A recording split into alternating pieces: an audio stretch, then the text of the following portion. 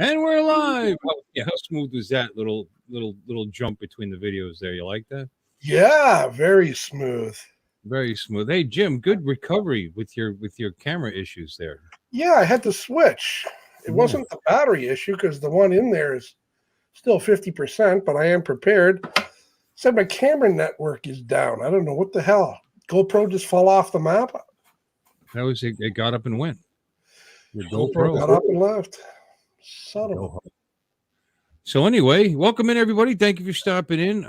You're the first ones to see that little intro I just threw together in about 15 or 18 minutes. Wait, let's watch it again.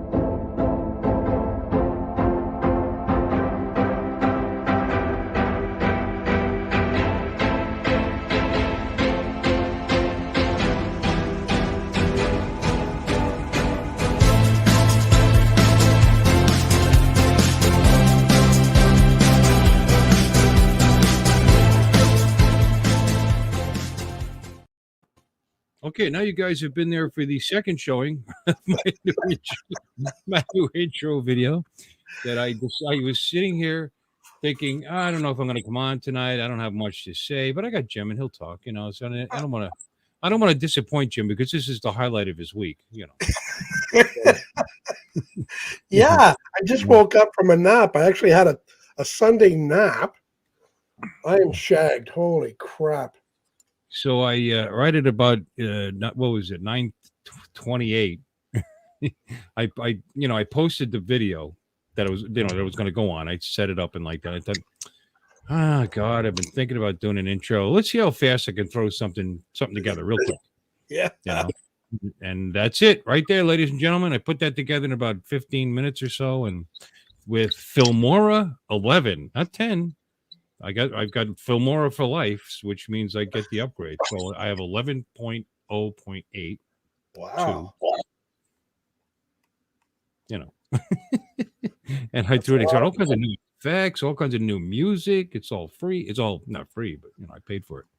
But anyway, thank you, Kim. Appreciate that, Mr. Fife there. Good job. It's just a quickie.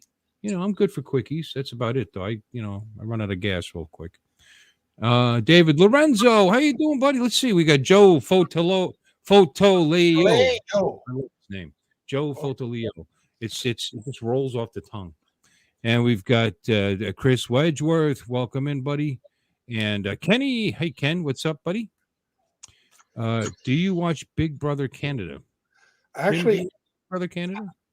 We used to when it first came out, and it went so far as to I put together a video clip and sent it in to be a contestant. Their loss. They didn't pick me. Could you imagine how much fun I'd be on that?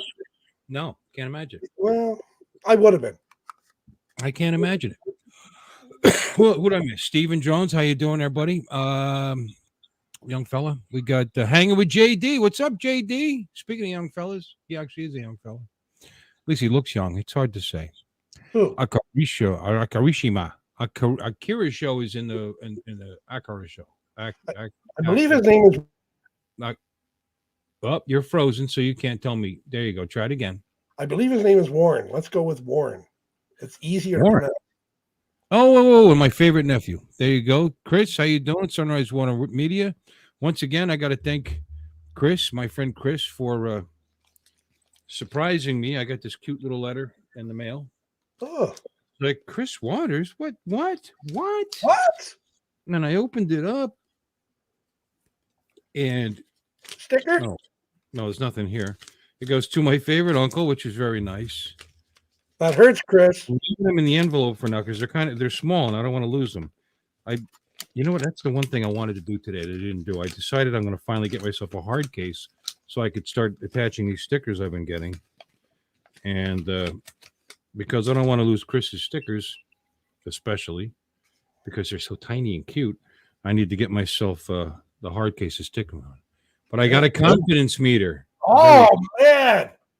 Very excited about that. That is awesome. And right now, my confidence is hold my beer. All right. And then his Chris Waters regular logo ones there, which are nice. So that was very nice. I didn't ask for them. Very They cool. just appeared, which is, that's true generosity when you just do it because you want to. But there you go. We got that. And what else is new today? Here's something. Y'all know. Did I miss anybody in the chat? Did I say hi to everybody? First of all, Nailed it. I think I got everybody. If I didn't say hello to you, I'm sorry. Bring it to my attention. Jim, you okay? No, I am just a bag Your of shit. colors are definitely better with the other one. Yeah. Yeah. I think it was too hot. I felt it Oh. pretty hot, so maybe it shut itself down. Now I took it off and took the media mod off of it and took the battery out. It's cooled down a lot, and now I can actually turn it on and turn it off. So it was in full gear today. We were out recording. Oh my God. Yeah. Oh my God. Laugh. Wow. New shenanigans. Okay, you can expound a little bit. A new character for the Weekly Boshart. Huh? A new character for the Weekly Boshart. Maybe for the Weekly Boshart. I'm looking forward to it. Oh my God. Cops David? and everything. How you doing, David? I'm sorry? Cops and everything. Cops. Oh yeah. I'm usually, when police are involved, it's usually not funny. How could it not be funny? With I me? don't know. Sometimes it's exciting. Sometimes it's boring. Like I just had a member of the sheriff's department come into the office the other day wanting to review our video because someone used our place as a alibi. He was supposedly there one night, and cop didn't believe him. But he actually sat there and watched hours of our entry videos, entry and exit, just to make sure the guy never came, and he never came. Oh, so he's a Fibber McGee. Imagine that. I didn't even recognize him, and I'm there on those nights. So, all right. So we got Flying Finn. How you doing, John? Good to see you. And I think that's everybody. Okay. Well, let me see what else is. You know what else is new? It's not new that you guys know that occasionally I will partake in a little peanut butter whiskey, right? And you may also know that I like the brand Screwball. And Screwball is the first peanut butter whiskey I ever had, and it sounded terrible, and I love it. It's delicious. And I've actually used it in mixed drinks and different things. I invented a peanut butter mule, which sounds horrifying, but it's really good. So anyway, apparently my internet presence has overwhelmed the local liquor market because the shelves are empty. You can't get it. Really? For the moment. The shelves were empty the last time I went to this. Actually, I think I bought the last one. Anyway, so I had a breakdown, and wouldn't you know it, Canada, that stuff is called Screwball, right? So I look up in this shelf, and right next to where the Screwball usually is, there's something called Scatterbrain. That's not a ripoff. It's called Scatterbrain with an upside down A. Like that, I don't know what that's supposed to mean. Peanut butter whiskey for your nutty side, and it's a proud product of Canada. Wow. Yeah. Never heard of it. Yeah. And maybe the shelves are empty, not because everybody's buying it. Maybe you've purchased all of it. This thing it's bottled by Universal Brands, Princeton, Minnesota. Where did I see Canada? Maybe it's not. I could swear I saw Canada. I think on the label on the shelf. Maybe they lied to me. Minnesota's close enough. Anyway, Charles Galuski. Hello. Catch up in a minute. Just got out of the shower and I'm not dressed yet. Well, thank you for that image. And he's dripping wet. He's we can all imagine the water dripping from your huevos. Speaking of eggs, place it here and eggs. What's he talking about? Oh, he's allergic to peanuts and eggs. Oh, well, this stuff actually, well, the other stuff I know is actually made with real peanuts. And this says whiskey with natural flavor and caramel color. So it will get you drunk and make you bloated, apparently, if you drink it with caramel color, with caramel color. natural caramel Natural. color, Yeah. naturally. And who else we got? That's it. Okay. Well, welcome in, guys. Let me see. What else do I got today? We'll talk about some you're dried off, are you? So you're just sitting there naked? Charles, please. Have drone will fly. Welcome. Excellent. That's an excellent thing to do with a drone. It is. Which I didn't do today, and I should have. It was a bit windy, though. It was, they said it was like 21. The wind was 21, which is fine, but the gusts were like 36, 37 most of the day. And I could have flown the Air 2S, I'm sure. I probably could have flown the Mini 2 as well, too. But crazy windy here, too. Wow. I had such a lazy day off today. I didn't go into the bowling center. I didn't go to run the league or anything. I let them worry about it. I just hung out in the house and enjoyed my day off. Relaxed. A lot of people are, they're dying for their day off to run around and do stuff and go places. But, I do that all the time. And I like my house. I like it here. See, I'm getting old. I like my couch. That overstuffed leather couch. It's very comfortable. And, that's where the biggest TV is. And that's where I am. So, but I did fix my fishing pole. Fishing pole. I should go fishing now. Well, I paid for the licenses. Yeah, I have a 7-foot. It's like a medium action. I have an oversized reel on it. It's 7,500, 750. It's big, and the tip had over time rusted, broke. The tip. The tip of my pole. Go ahead, Jim. Run with that. That's what she said. It was a little rusty. It was rusty. Iron Man. So I stopped at Dick's Sporting Goods. Because that's what they sell. Where else would I go to fix the tip of my pole? And I picked up pole at Dick's. I went there and I picked up this Eagle Claw. Can you see it? 3 different tips. 6, actually. I used one of them. One is over here. My tip is kind of stuck in the corner here. You got to adjust. Anyway, and I never did I realize how easy that was. I had that pole, that rod. Pole on Captain Ray's boat. And he has one too where he had a bad tip and he cut it off. It was like, do what I did. He just cut it down to the next ring, he had a little bris, So I. Oy vey. Oy. So I didn't want to do that. That kind of scared me. So no, I didn't want to do that. So I said, I know they sell these kits. Let's see how hard it is. And you know what, guys, boys and girls, it's not hard. My rod tip wasn't hard. Yes. What I did was you got to heat it up. And I thought, God, and that's all you got to do. Apparently it comes with more friction. This stuff in the middle here. Yeah. Lube. Anyway, it's apparently it's just glue gun. Like glue gun glue. It's just a you know what I mean? I think that's all it is. I've never used glue gun stuff. My wife does that stuff. I've never. That's what it looks like. So it's kind of clear. And so what you do is you heat the tip of your rod, and it just pulls right off.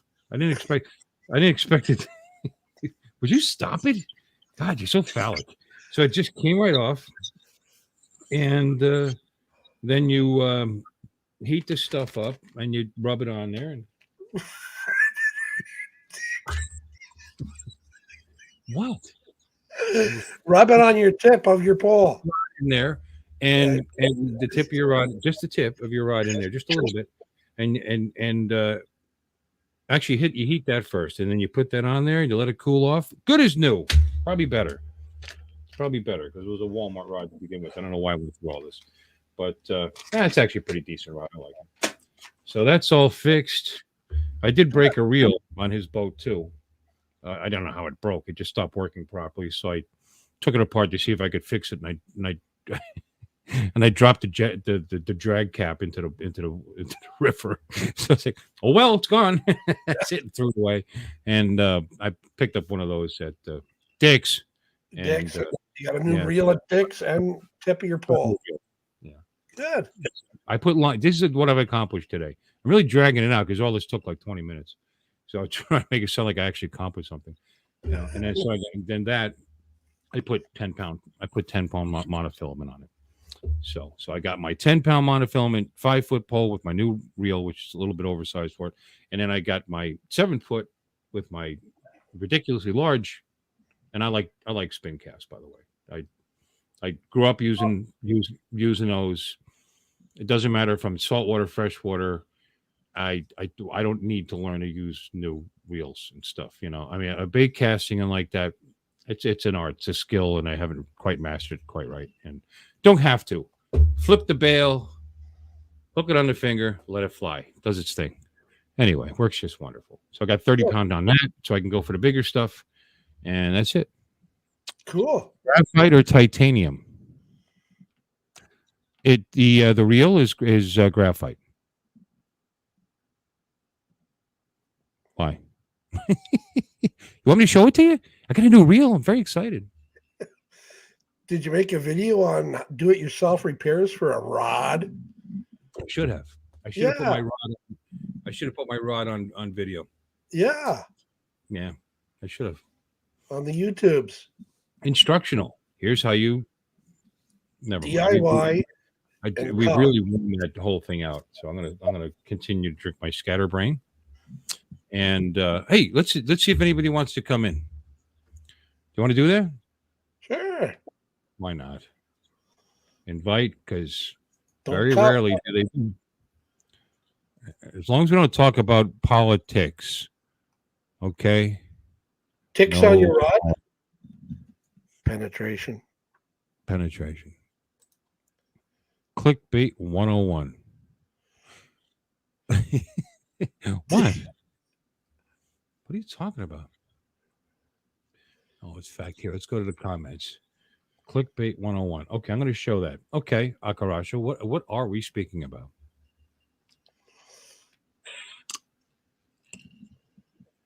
Oh, he's biting. Hey, Chris Hope, how you doing, buddy? There he is. There's our friend Chris. Hi, Chris. Jim of the evening. Evening. Good evening. Hey, Jose, how you doing, bud? Jose Mendez Drone Ops is in his house. Good to see you. Good to see you. Oh, and by the way, you know that little, quickie little intro that I made? Yeah. That is where we're going to be meeting up. That April is the spot. Huh? That is the spot. Very cool. That's the spot. So I Still thought that was there. You know the intro I was talking about, right?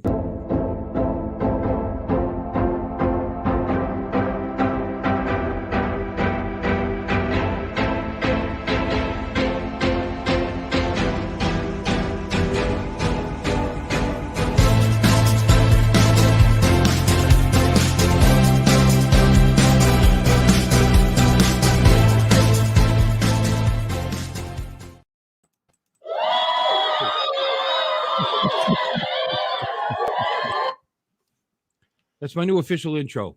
Officially. Yeah. Like I You said. got that trademarked? Huh? You got that trademarked? No. Well, you oughta. I should. People are going to want to use that.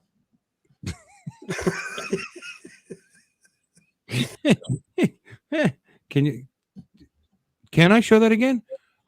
You know what? Sure.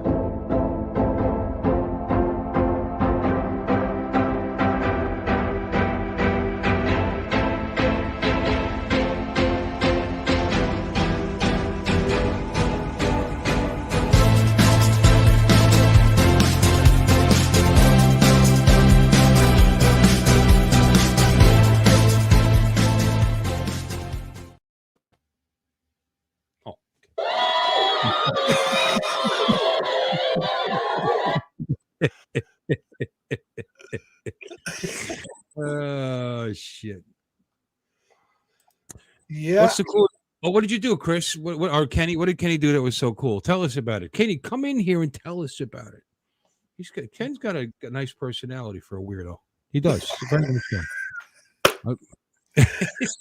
It's okay. It's I thought everybody has these really nice, like Curtis Dart with incredible 3D modeling and all this, and then even like Bill from Coast to Coast Drones, who by the way just finally subscribed to my channel like this evening, which I have to talk to them about that.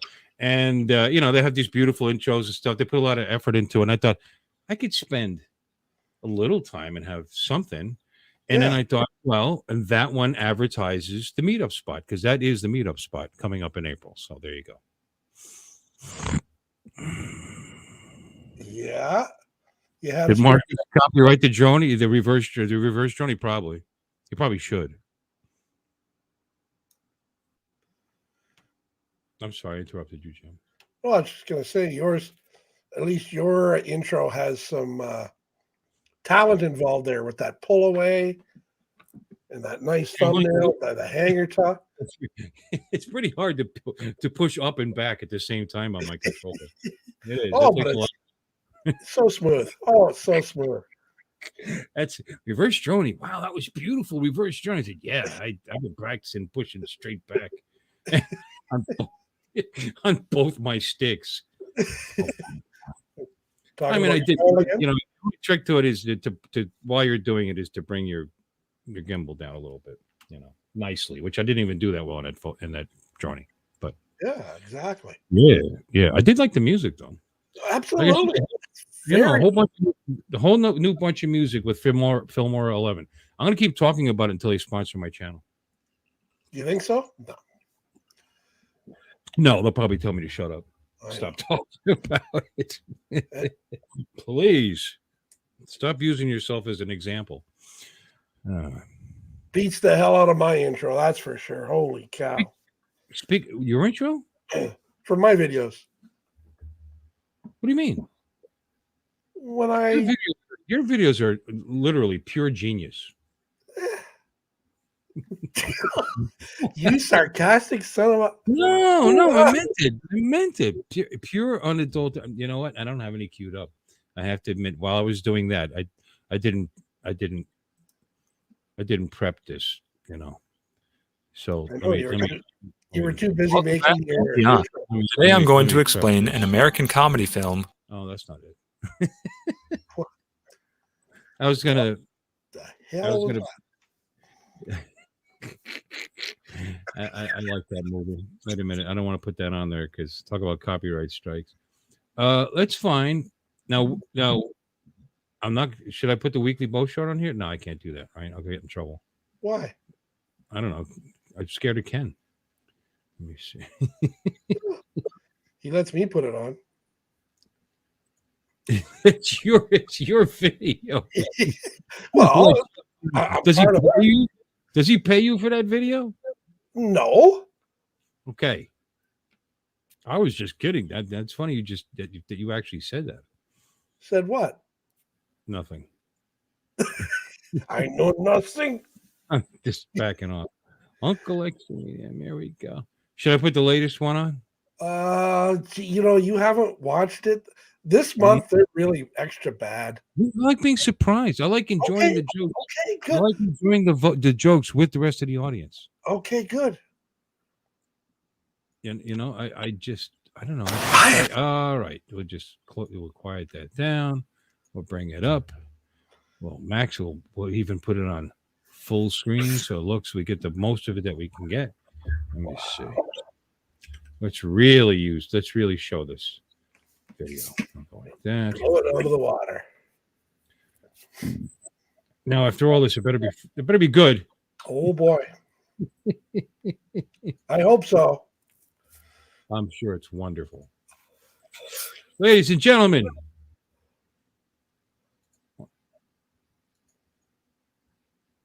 And I should probably turn the volume up. Hold on a second. Let's start that over.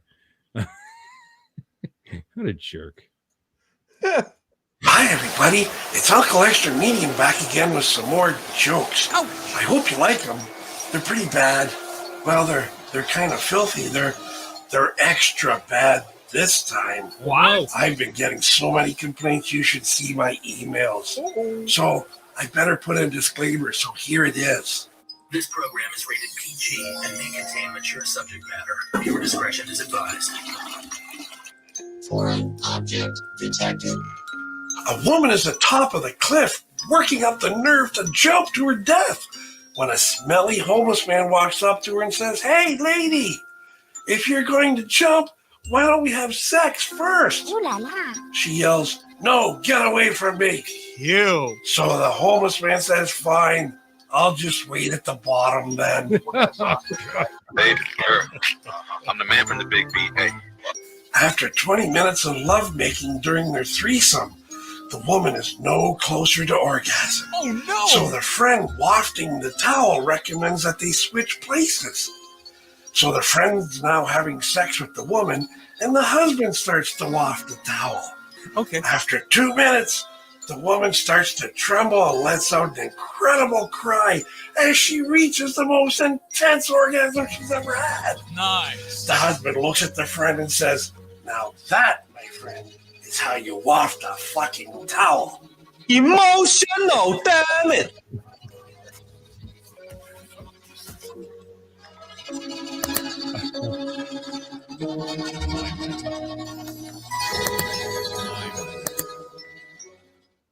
Okay, Jim. Towel wafter, yeah. I told you. You should have pre-watched that one. Yeah. No. I always like to make sure I waft my towels.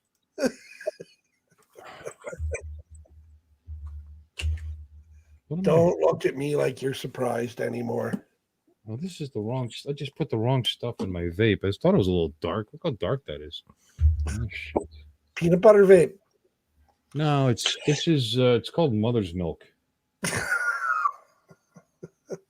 what it's called. I'm sure it is called that. It's strawberry cream, strawberries and cream. Yeah, well, They don't. You can't find it, but this is Mother's Milk and cookies. You can't get this stuff anymore. But this has too strong a nicotine in it. This is 6, and I usually use 3, and it actually affects the flavor. And it's been sitting for so long that it's what they call steeps. You steep it. Oxygen actually darkens it a little bit and changes the flavor. So here we go as I not enjoy my vape because I'm not going to dump it out. a hint of oak. Nice fruity flavor. After that, how much alcohol to get me to sleep tonight? Just watch that last part of the video over and over and over again. No, never mind. I'm not going to repeat what I was. I'm not going to say what I was thinking. Boop boop. There he is. Hey, we see we need a little class.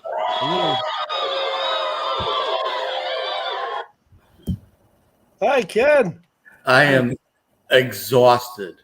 I'm only coming in here because I like you guys. You must Well, be that's exhausted. You don't look it. You look great. You look fresh as a daisy. Oh yeah, right. Yeah. What were you doing all day? Dennis, so Dennis Lovelady, or yesterday morning I was on a live stream and I was chatting about me wanting to film this implosion of a building. I know. I tried to watch it. You guys went offline. Like, you know what? It was the iPad. Dennis's iPad got hot from the sun, and it was buffering really bad. So we exited out of it. He was going to try to change the resolution to a lower resolution so that maybe it wouldn't buffer, but then it wouldn't let him go back live because it had overheated. So we you should have brought your stuff. I could have gone live. My RMTP was set up already, so I was ready to go, but I didn't. Reliable Android, right? Yeah, no, but don't get me wrong. Apple products, they're great products, but when it comes to hey, Dave, when it comes to being out in the sun, they suck. I mean, I don't know. No, How else you're right. You're right. They do.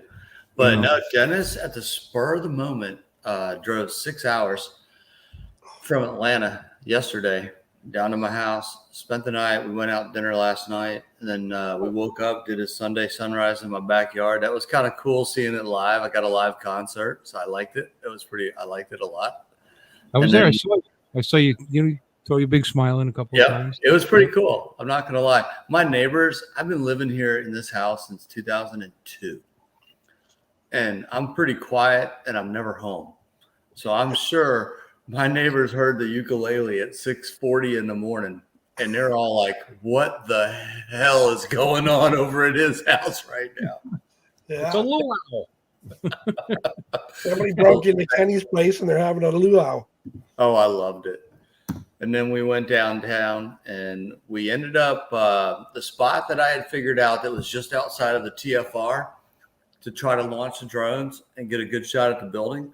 Ended up being a real good spot. There was a news crew where I wanted to go.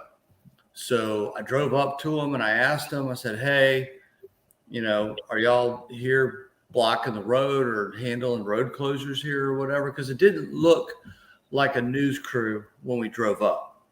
Right. We ended up finding out that they were, and it was a drone pilot, and they were going to go up and stream the building imploding live from that spot. So is that who you were talking? Is that who you were talking to when you guys were live? Probably, yeah. It was Dennis, me, a good friend of mine, Jason, who went with us, and the news crew guy, Ifan, I think was his name.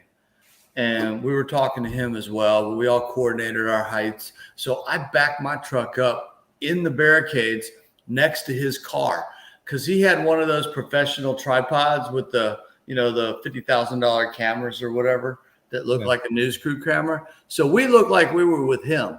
There were police motorcycles riding by and stuff. They didn't say a word to us. So, because we all looked like we were together. So we got to fly all our drones up and get all our footage, and we had a really good time. And then the apple went dark. Yeah. That's a shame. There were so many boats out in the river.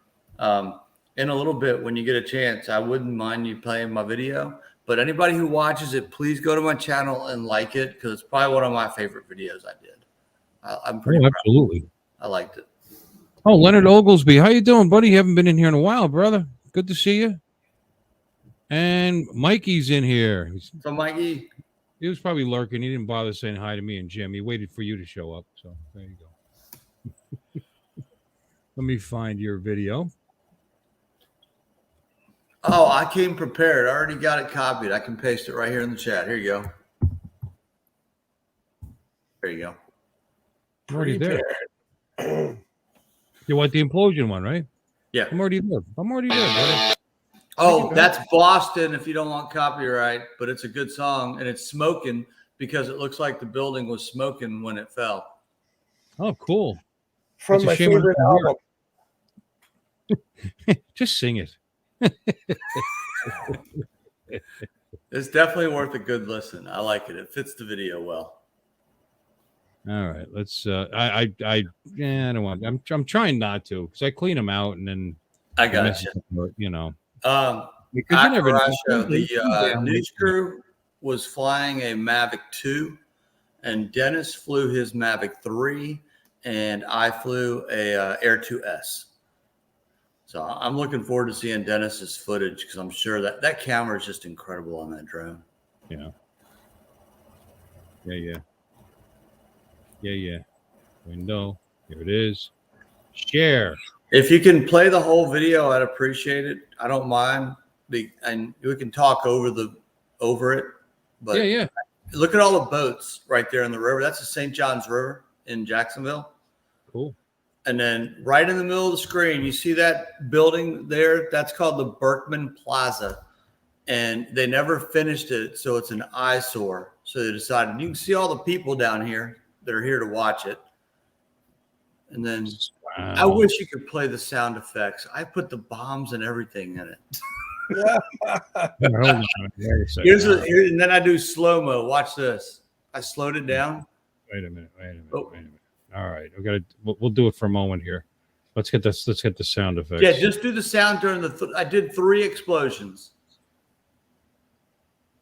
I don't hear any music. No, I don't hear any music. Then here comes slow mo. All right. All right, you can turn the sound off. So I did slow mo of it coming down, and then Hi, look, Mac. I show it in the video in a second. But if you look to the right of the screen, there's a building over here. That's actually the Duval County Jail, and I actually feel bad for everybody that's in that jail because all of that dust just completely swarmed over that building. Yeah, I feel really bad for the guys that are in the jail. Well, you know, they're already having to live there, so That's their own choice. that's true. No, don't worry about it. There'll be all kinds of jailhouse lawyers suing the crap out of the city. Now, if you go back in a second after you finish watching this, the boats to the left of the dust that are in the water right there, you can see the debris went all the way out to those boats and possibly hit those boats. It was kind of cool. I feel worse for them. Yeah. So how long of a drive was it for you, Ken? 35 minutes. Oh, I that's live a just drive. I live just south of there. I mean, honestly, the jail's windows are closed. You know, they don't leave the windows open with the inmates in there. You never know. So I zoom out here, and I think I pan to the right. And it shows you where our our concert place is, the Veterans Arena, which is that big red building right there with the white roof. And then our Jacksonville Suns AAA baseball stadium is right there. Cool. And then I keep going, you're going to see the Jaguar Stadium, and you'll see how close we were to that. Right there. Wow, look at that. Yeah. So we were right next to it. Wow, it looks like the same as it does when they're playing. You know, empty. Empty? I caught that. I've been drinking, but you're going to get that past me. I've been very tempted to buy tickets to go there because you can get them off of StubHub for very reasonable prices. Oh, look at all the boats. This is after the implosion. Look, it looks like a drag strip of all the boats leaving. Imagine chasing boats out there right now. That would have been a lot of fun. And you got the one stupid guy going the wrong way. Doesn't he realize? You know, it's a very attractive. I've never been to Jacksonville. That's a good city. It looks nice. I mean, it's not a big downtown or anything. It's really not much to it, but it's pretty. Jacksonville's a pretty major city. I mean, how many people live in Jacksonville? Just over 1 million. Yeah, it's a pretty big city.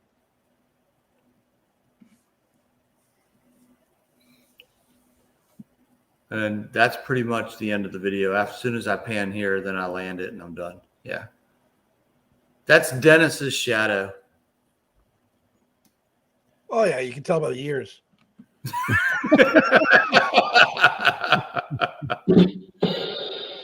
That was fun. We had a lot of fun doing that today. That would be fun. Holy crap. That was fun. It's really cool. You know, when he said he was coming to see you, because he said that, you know, like the day before that he was going to be, because he mentioned to somebody, I think it was Adrian on Saturday, that he's going to be in his neck of the woods. I mean, maybe not realizing that Adrian's at least 3 hours from there or 4 hours from there. But I was thinking, wow, I'm off Sunday. Maybe I should take a run up. Oh, that'd be great. No, I should have. Now that I'm seeing all this, I really wish I had. Yeah, it'd have been a lot of fun. I had a lot of important, laying around doing nothing to do today. He drove 6 hours yesterday, got here about 6:30 last night. We went out to dinner and then came back and just kind of, talked. And I woke up at 5:15 this morning to do a drone bum and then set up for the live stream. And then we went to downtown, and then he had to drive back. We went to lunch, and then I came back here and I passed out for about 3 hours and then came up and did the video.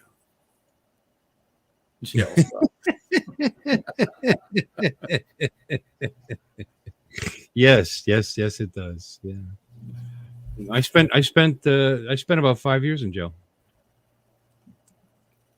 They paid me to be there. You know, it was a corrections officer. Yeah. Yeah. Should have never quit that job. First, I just noticed that. What? What did you notice? The logo says Fly Zone Drones, but your channel says Fly Zone Drones. What am I missing? Your logo says Fly Zone Drone, but your channel says Fly Zone Drones. Well, when they first started the channel, they only owned one drone. Now they own more than one. Yeah. Yeah, they've grown. They've grown. This originally was Uncle Bill's toy. Yeah. Talking about your pole again?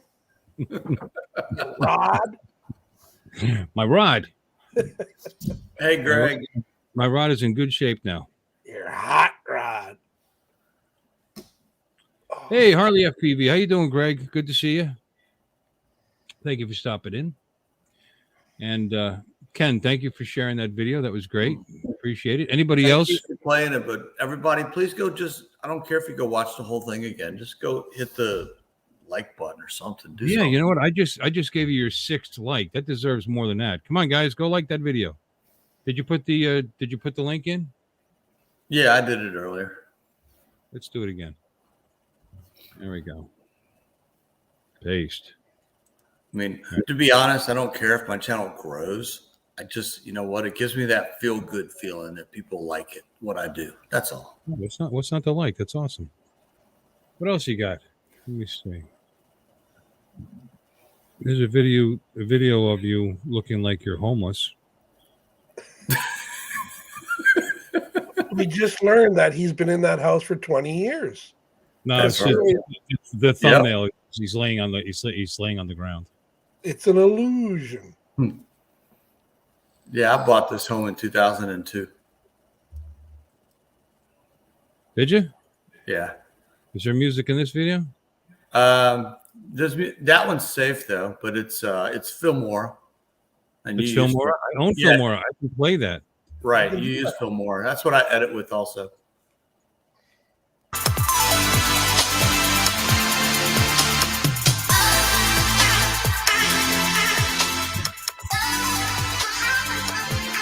So that's my neighbor across the street. He's skateboarding, holding his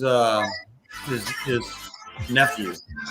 That's probably about 3 months old. Oh. Let me ask you, can you guys hear the audio? Oh yeah, it's a little loud actually.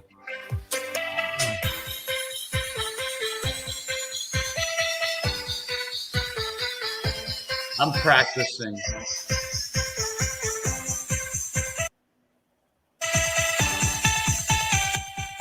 Yeah, how's that? Does that make a difference? Yeah, it's nice.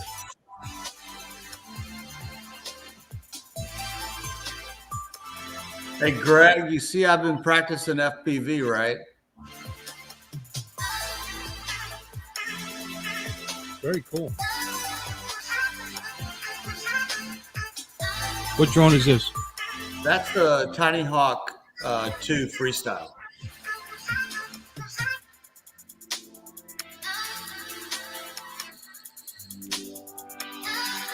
I take it this is an acro. No, that's just in angle mode. Well, you stepped up from horizon.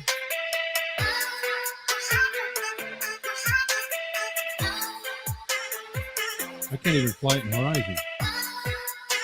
There he is, all homeless and stuff.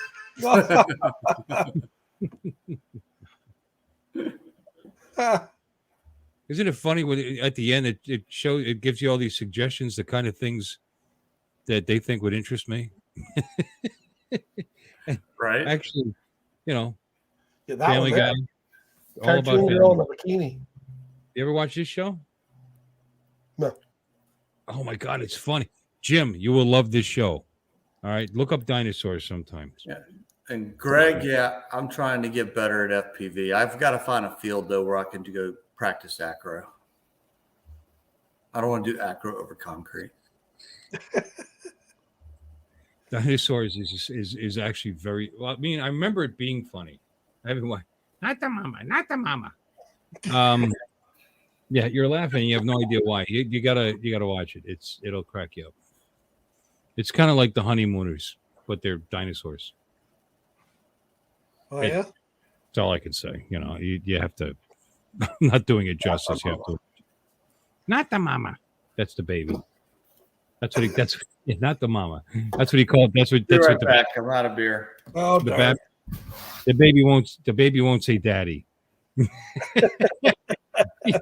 had like a pot in his hand, hitting the father on the head, saying, "Not the mama, not the mama." Okay. Art's buddy James Tanner from My Pie Dreams. He directed me to a new series called What We Do in the Shadows. It's a sitcom about vampires, and the first season was filmed here in Toronto. So I started watching that, and oh my God, he's right. I do get a big kick out of that. Absolutely hilarious. Have you ever seen? I think it's on Paramount Plus. I mean, I have Amazon Prime, so I got Paramount Plus for that. Anyway, it's called Ghosts, or maybe that's just an Amazon original series. The Python. Yep. Hysterical. Is that an albino? Actually, it's not. It's a black-eyed leucistic. It's got come here, Lizzie. She's got black eyes, not pink. See? Yeah, you can see him. And she's actually got a little bit of yellow on her body. You won't be able to see it in the camera, but We can see it. I can see it. she's got a little bit of yellow on her. How old? She's about 4 years old. She won't get much bigger than this. Maybe about another foot. That's about it. Okay, so how often does it feed? She's grown. Oh, stop squeezing so tight. She's about 4 years old now. She doesn't have to eat a lot, so I feed her every 2 weeks. I actually have two. I have another one as well, a male named Really? Leo. I got Lizzie and Leo. They eat that far apart, 2 weeks, huh? They could go months without eating if I wanted them to, but I wouldn't do that to them. Yeah, me too. Yeah. Billy, you and I haven't missed too many meals. I got lots of storage. Wait, Max, do snakes suck? Kill it. Sorry, Ken. What? Yeah. Always wanted a human sacrifice on YouTube. It looks like it's got a little tighter there. We're going to get one. Uncle Bill, Sergio got a new laptop. Thanks. He got a great deal on one. Well, that's cool. I'm sorry I couldn't help him over the phone. I know I could fix that laptop. If you guys want to send it to me, I agree. I'd be more than happy to fix it. You know, and you can either use it as a backup or give it away or do whatever you want. Sell it. You know, do whatever you want. You know, and I'll pick up the tab to ship it back to you. You know, Pony Express. Take 3 months to get there. That's up to you. Or bring it with you in April, and I'll leave it here and I'll fix it for you. I'll mail it back to you.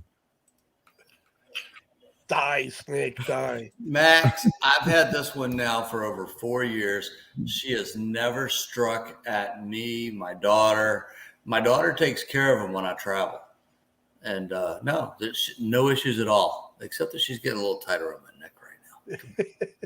Stop that. A little camera shy. Come here. They like that? Do you think they like being stroked like that? No, to be honest with you, snakes don't even want to be held. They don't want to be in aquariums. They grow up. You'll get me off on a nerd venture with snakes because I've had snakes my entire life, but these guys live in termite mounds, so they live underground their entire life. Well, why were you? If they don't like it, then you're trying to piss it off, or No, they want to be on me because of my temperature. They want to warm up because they're cold-blooded animals, so they want to warm up. They got to be at about 89 degrees is what their body temperature needs to be. My cages are all set up with humidity, a hot spot, and ambient temperature. And you get a 10-year-old kid, mom buys them a snake, and they go buy a heat rock, and they just plug it in. Well, that heat rock's going to go up to 108 degrees, and it's going to burn the snake. And the snake doesn't know better. They're going to go lay on it because it's hot, and they're going to burn themselves and die. The way I've got mine set up, they're in a rack system, and it's got a heat tape that snakes through the entire back of the cage, and It's on a thermostat, so it basically regulates all the tubs with the exact correct temperature for the heat spot and the ambient temperature and the humidity in the cage, because you have to have the right humidity so that they can eat, shed, and digest their food correctly. So it's actually a lot more to it than just buying a snake and putting it in a cage. Well, yeah, throwing a mouse in there every once in a while. Right. I have dead rats in my freezer. I thought they would have only wanted it live, not dead. I was waiting for you to invite me over for dinner, but fucking forget it. Now, sometimes the pet store that I go to will be out of live rats. So I order frozen rats, and I have them shipped to me on dry ice. So I actually keep them in my freezer. So when they're out of rats, I'll defrost them, warm them up to like body temperature, and then put them in there and let them eat those. Nuke them? No, you put them in a Ziploc bag in warm water, and you bring the temperature up correctly. I'll tell you this. I could do snakes, but I sure as hell couldn't do spiders. Wow. I don't like spiders either. They sound like a great pet. There's a little extra work to it, and then again, there's not so much. Like if you had to go away for 2 weeks, you could, and your snake wouldn't die, which is pretty cool. Yeah, and then you explaining how to make ratatouille is very cool. I like. I mean, look, I could sit there and hold the head all I want. I mean, it doesn't. It's probably taking. Stop touching me, prick. Probably. But it is. I mean, it's not going to bother me at all. That's neat. And today so far we've talked about, me fixing my pole and you rubbing your white snake. Fillet. Don't say white snake. You'll get a strike. Oh, no, you'd have to sing it. We could sing it. I'll grab the other one so you can see what it looks like also. Here, I'll just hold that one while you go get it. Here, hold on to that. You can see the color on it. I can see the yellow. Here, on let me find the yellow. Hang on. It's got yellow on its neck. I know that. Might be a little jaundice. My son was jaundiced when he was born. I can't see it in this light. Nah. Hi, Johnny and Doc. How you doing, Johnny? Welcome in. Nice to see you. Doc Murdoch. Look at that. Hi, Doc. Special rocks that rockhounds love. They call it leave right. Yeah, I'd leave that snake right there. His 12 gauge just went on alert. Oh, shit. What are you doing? Oh, just shit on the carpet. I can't imagine snake shit would really leave that that much of a mess. It smells like rat poop. Uh-oh. Well, I mean, you don't have to groom them. I mean, there's not. I mean, that's just. I don't know if you scale them or something, or rub their skin or whatever. Oh, they do that themselves. It does like rubbing his snake, though. We do know that. You know what? If I could, I wouldn't leave the house.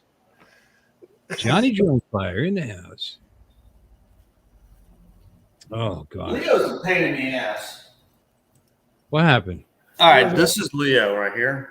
Oh my God, it's a rattler. See, this is Leo. Come here. He's pretty. I like the colors. Yeah. This is called the other one is called a black-eyed leucistic. This one's called a pastel firefly. There you go. Turn your head. Very cool looking snake. Oh, I just Frenched a snake.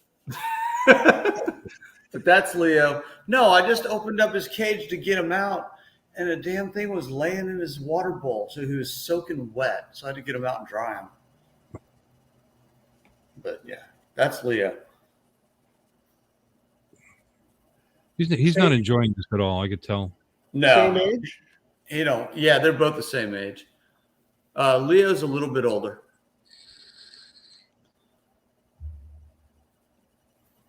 That's really cool. Yeah. Thanks. You know, you're giving me visions of my wife. A big black snake came into the garage one day, and I came home. My wife was sitting on the washing machine. She wouldn't come down.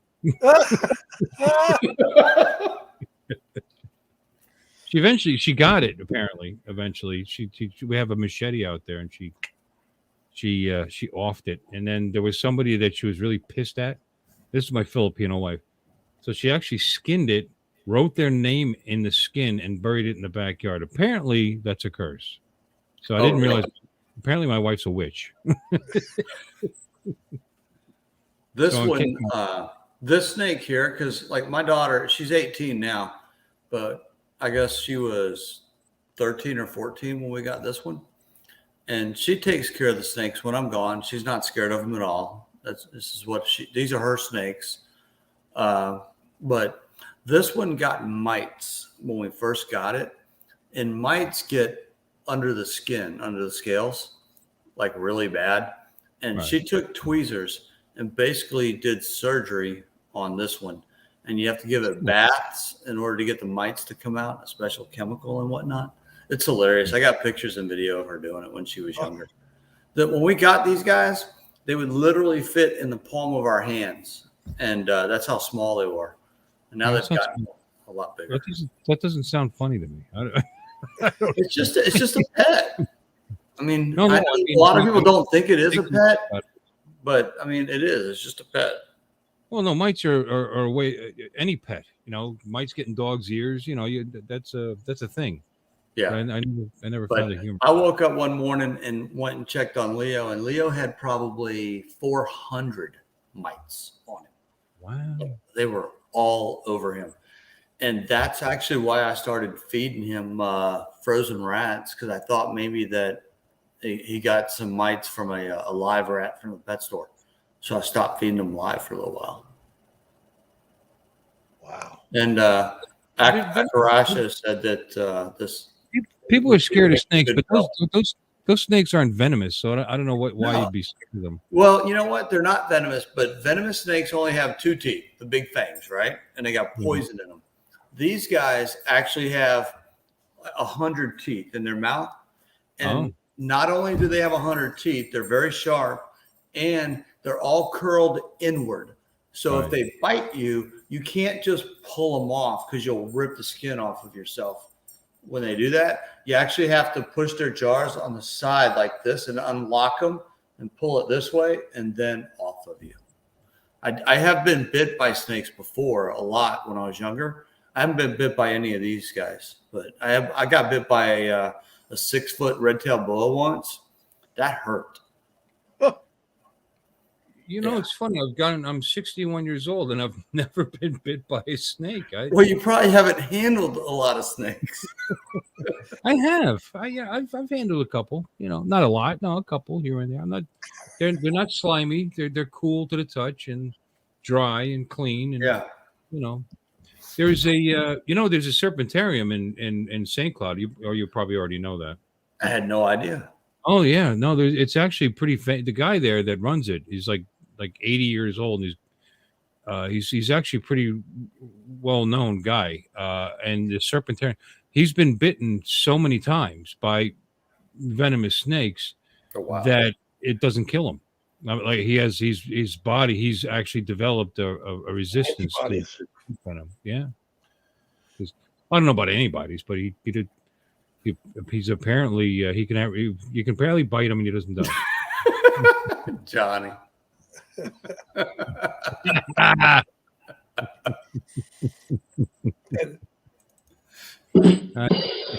Not for Johnny. That one deserved. I'm aware. I'm painfully aware. Thank you, John. And it's never bitten anybody, as far as I know. Now this one, I think it's half blind. It's never bit me, but on this one's more aggressive on feeding day. So whenever you bring a rat into the house, they can smell it very quickly. So I try to clean their cages the morning before or the morning of when I'm gonna feed them, because as soon as I bring the rats in the house, this little shit, as soon as you open the tub, he's like wham, wham, wham, just striking at anything, just hoping it finds something to eat. So you have to be real careful with this one on feeding day. What a charming pet. And again, at 61 years old, I don't believe I've ever said that phrase. Whenever I bring a rat into the house, I don't think I've ever said that. We've got I'm tongs. trying to keep them out, So we have tongs that we hold the rats with. Okay, so you don't just throw a rat in a cage and let a snake go after it. One, because the rats will bite and scratch the snake while the snake's trying to kill it. And when you have expensive snakes, you don't want to get scars on the snakes. So you actually will stun the rat before you put it in a cage. And you'll we're all men in here. You'll flick the head of the rat, or you'll grab it by the tongs and bang it up against the wall real quick to stun it. And then you feed it to the snake so that the snake doesn't get bit, basically. That's I've had rats as pets, not snakes, though. Shows you where my legions lie. I had a girlfriend in college that had rats for snake or for pet. White rats with big bulging red eyes, and I think they were grosser than any snake ever could be, actually. So Akarasha wants to know if we name the rats. I can tell you, my daughter did used to name the mice when they were eating mice. She would name the mice and play with them and everything, and that would make her feed them to the snakes. She named every single one of them. What'd you like? What'd you name them? Like tempura? There's beef stew. Oh gosh. No, Chris, there are certain times when I would get a smaller like aquarium. If the rat didn't want to get stunned very easily, you take the tongs and you literally would kind of bang it back and forth in the aquarium to knock it out. And then when you feed the snake, sometimes you get picky snakes. Like this one's not picky. This one will eat anything, but the other one is real picky. So they have to think that the snake or the rat is alive. So you'll hold on to the tongs real tight. So when the snake attacks the rat and pulls on it, you can't get scared and let go. You have to hold on and play tug of war for a second so that they feel like the rat is fighting them, and then they'll wrap around it and kill an already stunned rat and eat it. That's very cool. I might feel like I want to be nicer to the rats. Give it some peanut butter whiskey first. It's done it that way, get it all good and drunk and have it just, okay, take me. I don't know. That's me, though. Couldn't sleep in the house when the snakes are there. Why are you scared of snakes, Johnny? Johnny, I'll bring my snakes the next time I come by. I'm not scared of them, and I'm only kidding. This is all very interesting, Ken. It is. Yeah, I mean, I have nothing against them, obviously, but there's really nothing. I mean, you just have to be educated. You have your neck up against one right now, but you just have to be educated on them. I can sit here and there's the head. I can sit there and grab the head. Come here. See? He's not mad at me at all. He's just chilling. when I was a kid, I had a mouse, and my mother wouldn't let me keep it in the house, so I had to keep the cage out in the shed. Mothers. Yeah, we were weird. We had things like dogs and cats, you know. My when I was in college, I had a red-tailed boa that was about 3 feet long at the time, and I went out, and of course, Hey, Paul, how you after doing? that, I learned to put locks on my cages because I couldn't trust my friends and my roommates because they've been drinking and probably smoking a little weed, and they pulled a snake out, and there was a hole in the wall, and they're like, they let the head go in the hole of the wall. Well, Oh, once a snake gets its head in the wall, you're not going to get the snake out. So the snake got in the hole in the wall. We never got it back. We never know what happened to it. We ended up actually getting evicted from that apartment complex because we threw too many parties and we kind of destroyed the playground and the pool area and stuff when we were kids. Plus, there was a whole bunch of snakes in the wall. Yeah, so the guy's name was Mario who kicked us out. So we never actually told him we lost a snake in the wall of his apartment. Yeah, we never said anything. That's awesome. My friends, I think they would just be just blowing weed smoke into the aquarium, trying to see what happens when the snake gets out. Yeah. That's all. You wouldn't be able to see the snake. It'd be all like just a big cloud inside there. Kind of like those inmates. With the cloud from the building that fell down. Hey, Paul, how are you? Good to see you, Paul. Thank you for stopping by. I'm looking. Everybody's got a wrench. Okay, everybody's been here before. But nobody's ever heard this much information on owning snakes. Yeah, sorry. I know it's supposed to be a drone show. I'll be quiet. It's not a drone show. Okay. No, this is Hangar Talk. Hangar This talk. is anything you want to talk about. And it's fitting because they're wrapped around your neck. They're going to hang you. Here's your head. Come here. They're hanging on your neck. Exactly. Where are you? Speaking of Hangar Talk and drones, I'm not to change the subject, but let's change the subject. When you were out with Dennis's M3, how long did it take for him to acquire satellites? Today it was less than 2 minutes. That's awesome. Very Yeah, good. we checked it out on purpose. That's He didn't have any issues at all today. good. That's good to hear.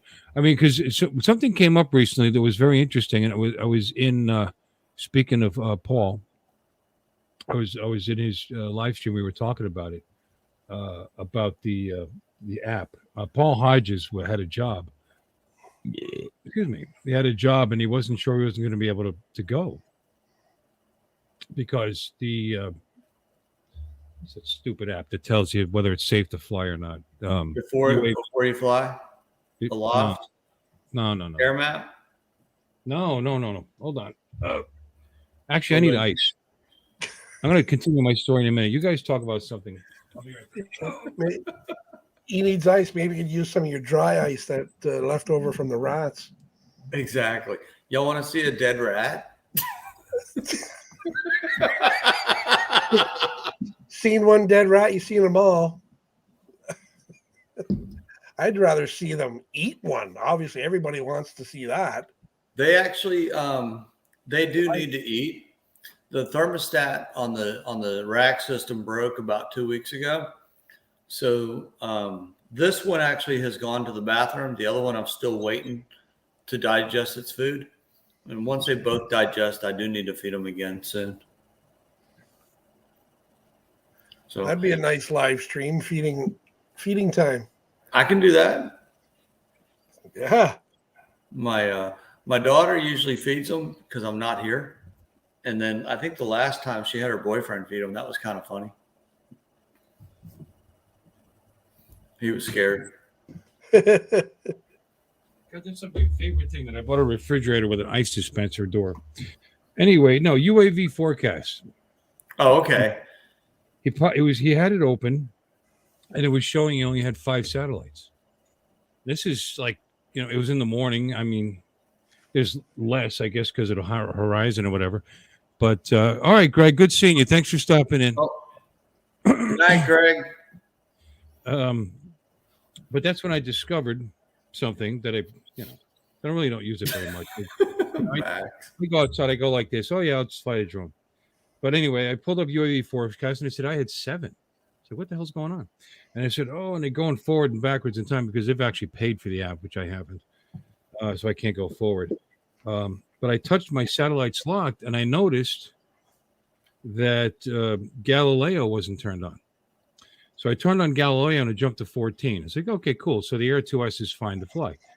But what was interesting, that's not interesting. What was interesting is the GLONASS satellites, I turned them off and the number didn't change. I turned it back and the number didn't change. It still didn't change no matter what. And they did the same thing. They checked it, GLONASS on, GLONASS off, and their numbers didn't change. So that's just a hint of what may be to come. Now, to tell you the truth, it was wrong because what I did was I went outside and I hooked up the Air 2S and I had 20 satellites. So obviously my Air 2S was picking up GLONASS. You get 20 satellites down there? I was actually getting 21, 22. Okay. But it depends, the time of day, whatever. But the thing is, the app wasn't even close to right. And now it is right. It came back. And I was just thinking that, what's going on in Ukraine, they weren't counting they weren't counting on the GLONASS satellites being available to civilians, which could be and which could happen because they could, if they wanted to, turn off GLONASS to civilian aviation if they wanted. Well, I think Biden's responsible for that. For what? I'm just messing with you, Bill. He's not responsible for anything besides $4.17 a gallon. No, besides his Freaking colon ridiculous. breaking wind in front of the international community. The most embarrassing president we've ever had. I don't, people talk about Donald Trump. At least Donald Trump said what was on his mind. This guy's full of crap. He just reads cue cards and goes back to bed. I'm gonna put Leo up. Everybody say goodnight to Leo. Nighty night. Who's saying goodnight? Leo. Yeah, baby. You can't be real affectionate with them, can you? No, you see how it's already in a ball? Yeah. That's what they do. They don't want to be bothered. They just get in a ball real quick because they don't really want to be bothered. So I can sit here and just hold it like that.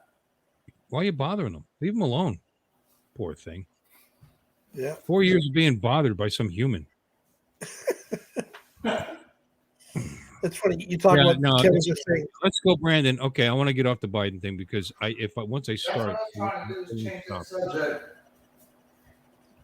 and I'll go to bed aggravated, and I won't be able to sleep. Don't want to. No politics, Chris. Nope. God bless the Ukrainian people, not necessarily their government. We're giving that guy a lot of credit. There's reasons not to be real happy with him, but at the moment he's Winston Churchill. I got a craving right now. Oh, look at that. Snake meat. You want, not snake meat, I'm sorry, rat meat. Although I do hear, now that the snake's not in the picture, I do hear they're delicious.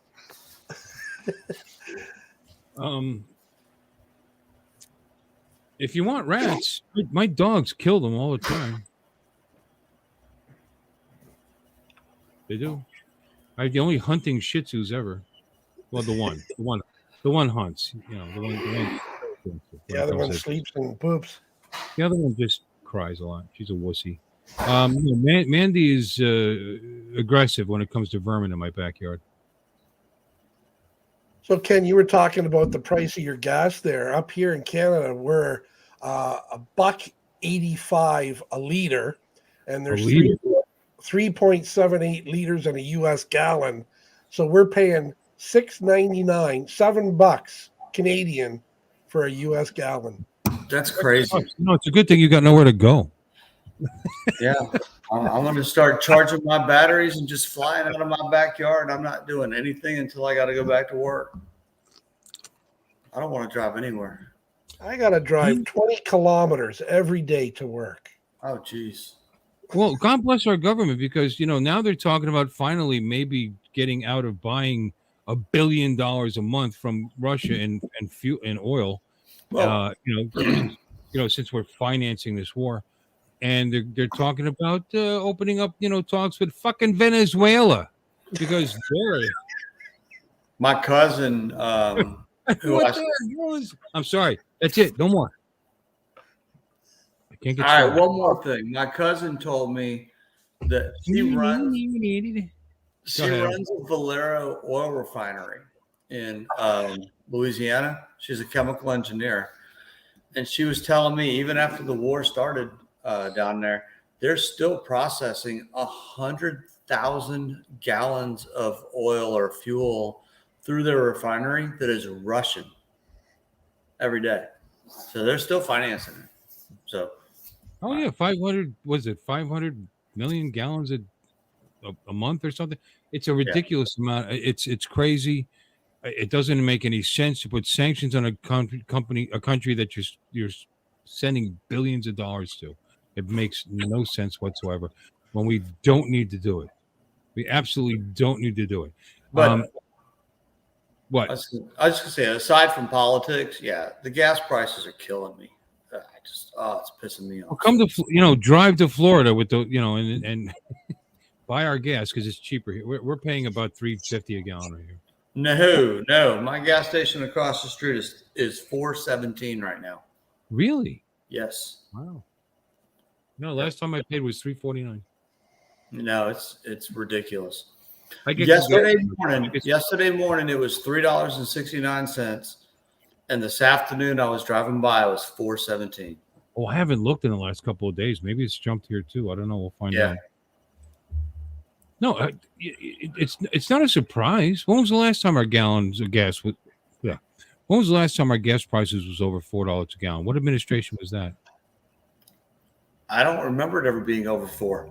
Still, It got into the high threes here. Under Obama, for a period, it was absolutely over Yeah, $4. I mean, it got into the high threes, but yeah. It's nuts. But he's gonna use our reserve. He's gonna use our oil reserve. The reserve that we have there in case of war or emergency that we have to replace by law. He's gonna open up 30 million gallons that's gonna last us a day and a half. That'll help, and then he's gonna spend our tax dollars to replenish that supply at $4 or $5 a gallon. That's pretty smart.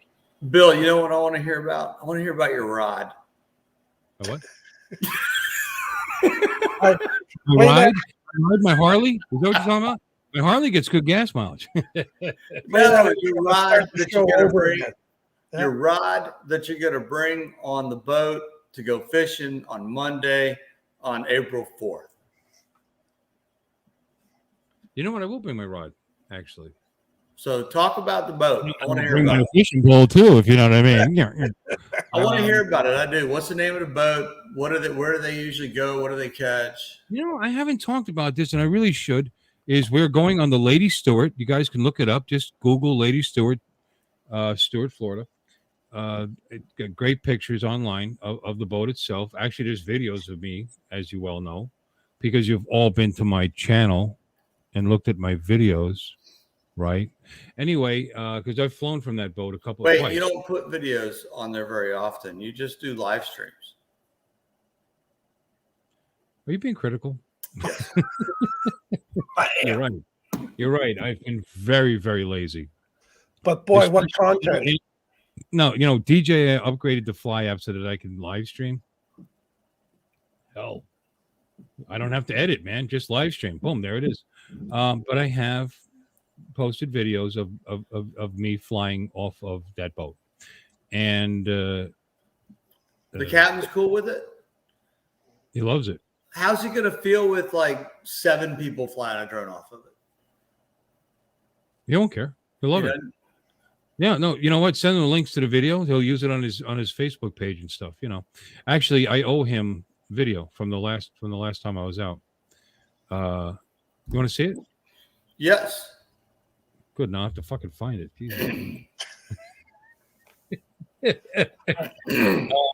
No, he's into it. He thinks they're very cool. Hey, And Doc. he has no problem. Doc, if you're going to try to make it to the South Florida drone meetup, Bill's organizing a fishing trip on Monday, and it's a boat that he likes to go out on every once in a while to go fishing on, and that's the boat that he's talking about. I'm on that boat at least 3 times a year with the bowling league I bowl with.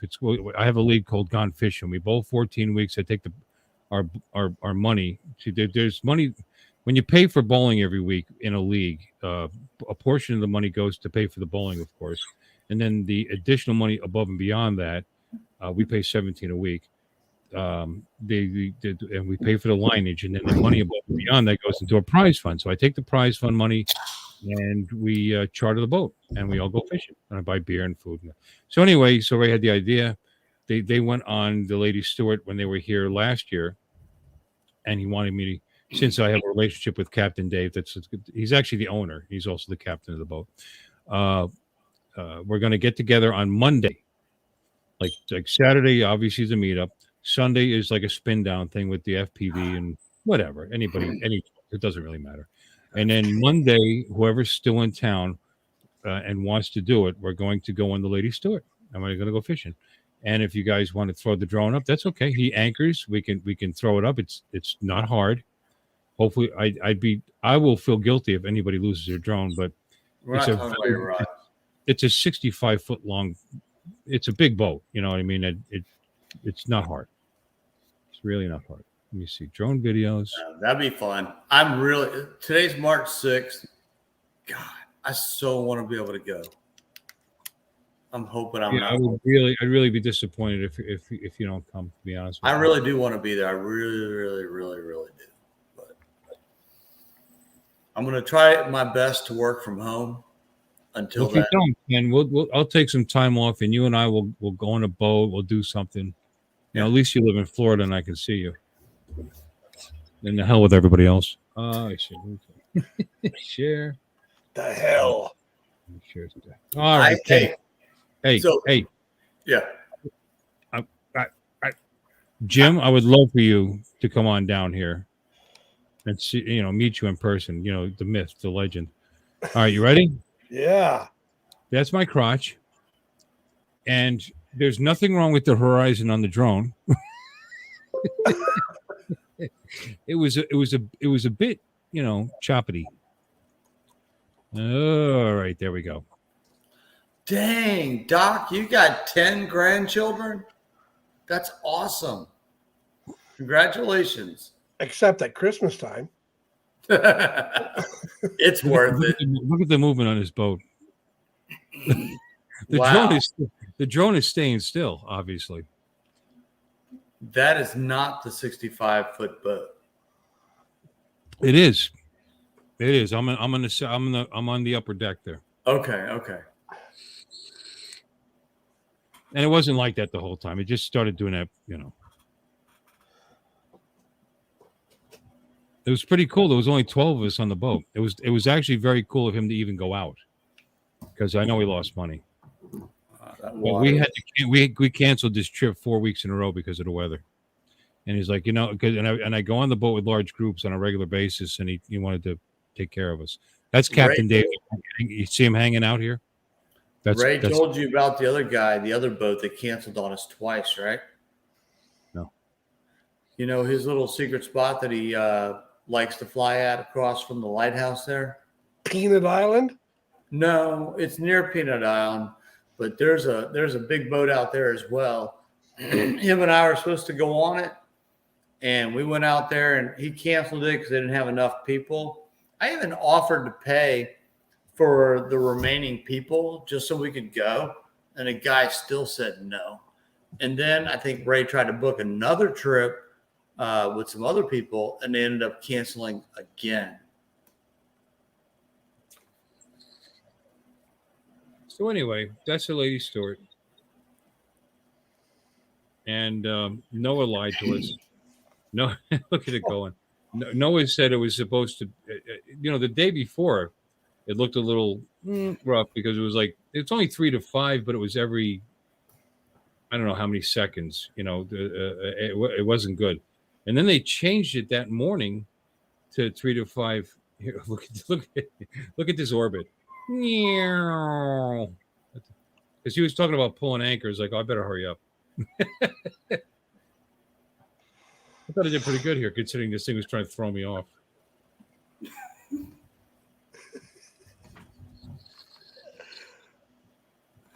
That But was anyway. smooth. And then it changed it to every like 9 seconds or something. That's obviously not 9 seconds. That's what she said. 9 seconds. I'm in the Hall of Fame for that one. That's a new record for Jimmy. But yeah, there was 7 of us and there was 5 other people. There's only 12 people on the boat. This is nice when it's like this, you know. There we go. But that's a lady's story. So if anybody's interested, I'm going to have to put my email out there or something.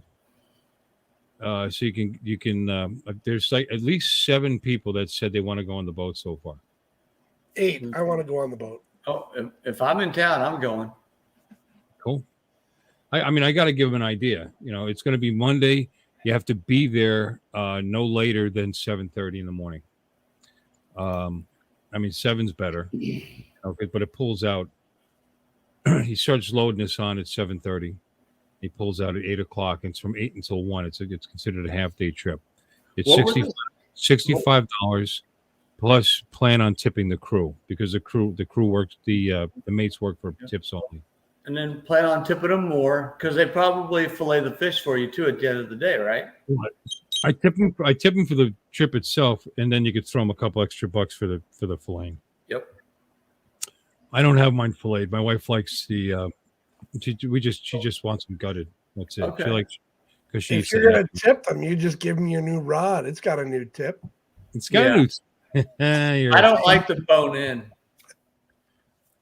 There's a really, really fast sweep. We weren't that far out. I don't blame them because the fuel is ridiculously priced.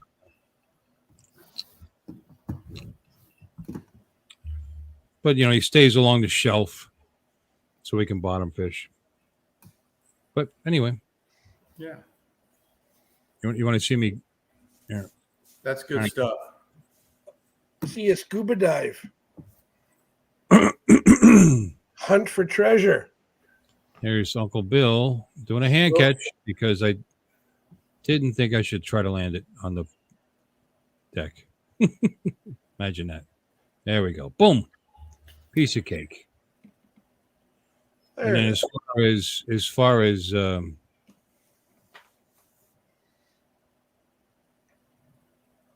yeah, when you get back, they fillet the fish there, right there at the. There's the guy right there, filleting a fish. Which one is he? This little guy here. Okay. Oh yeah. Okay. Yeah, since it was only 12, they sent the one guy home. The guy I knew they sent home, so we just had the one. But that's all we needed. And there's Dave, and there's Nancy. There's my coolers. These were full of beer, and they will be on the trip. By the way, I will donate them. Full of beer.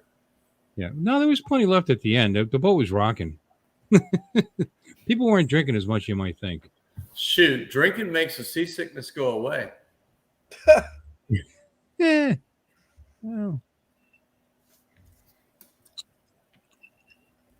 I went on a 7-day cruise.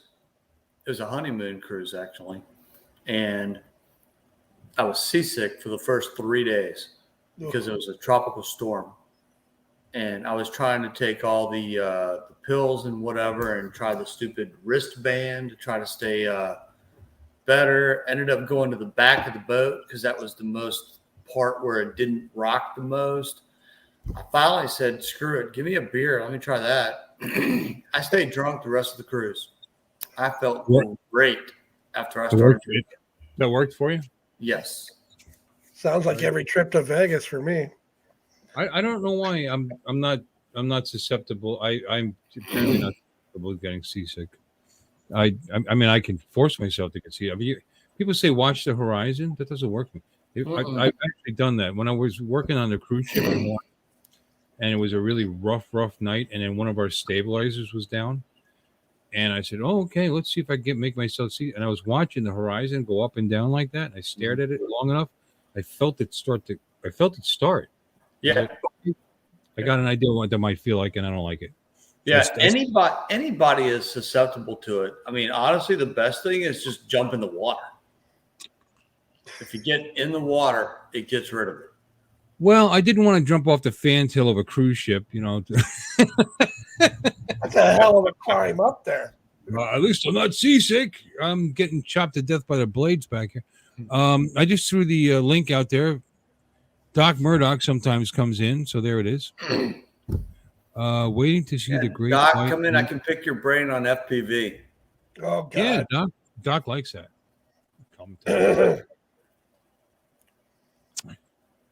Come on in. I didn't expect to be on this long. What do you mean? It's only 11:30. I almost canceled it. I almost was like, I don't feel like that. I got nothing to talk about. These poor people listening to me droning on about crap. Hey, Jim, here, I'm going to show you my TV real quick. So you said you used to watch Big Brother, right? Yeah. So hang on. I paused this when we first started talking. Let me see if I can do this. Yeah, that's Arissa right there. Yeah, that's some hairdo, eh? Yep. Talk about a rat's nest there. So I am definitely a closet Big Brother fan.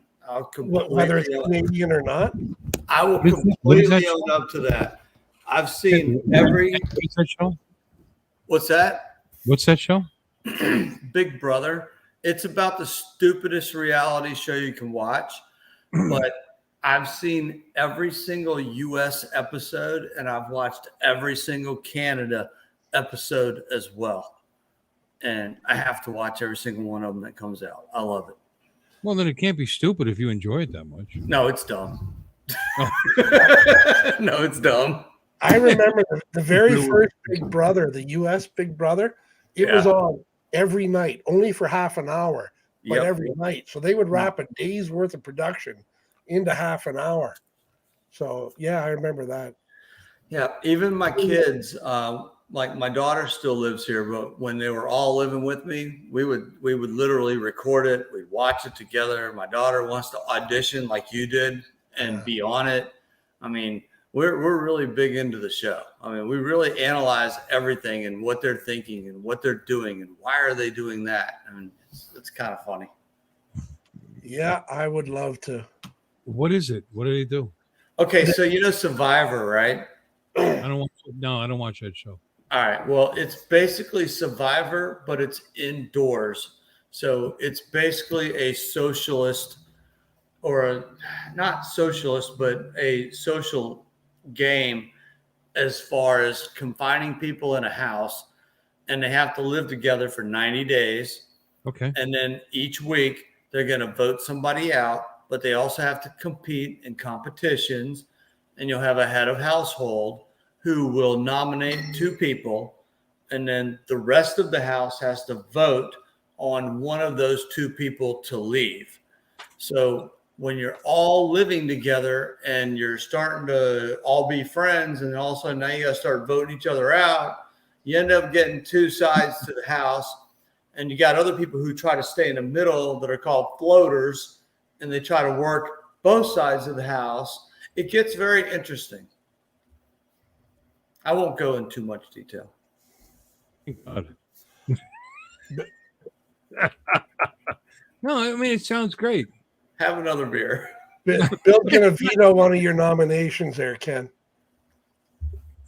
I'm drinking bourbon, and it sounds. You know what, Ken? If you think it's good, I bet you it's good. I enjoy it. Let me rephrase. It used to be a lot better. Yeah, it used to be good when it was new. Now that it's old, everybody watches it. Everybody goes into it with the same aspect, right? Same thought process of how to attack. Exactly. It's not as good as it used to be. That stuff makes me sad because you know what? I'll catch a TV series, right? was like, wow, this is great. And I enjoy it. And there's a whole season of them, and I binge watch it. And then I realized it was made in 2016, which means it's already canceled, and I'm done. it's over. So I'd be afraid to start watching it now that it's sold because it's probably not going to last so much longer. Yeah, but sometimes those are the best kind because you can watch it and you can watch it to its completion. I guess You get closure. That's why I wait till a series is 3 or 4 years into it, and then I start watching it because then I know it's going to last. So it's worthwhile doing the binging. Okay. I don't know. I mean, I'll give you a good example. You know the show Firefly? Mm-mm. No? Nope. You guys are Philistines. Is it about a helicopter? No, it's a science fiction series. It's awesome. Are there snakes in it?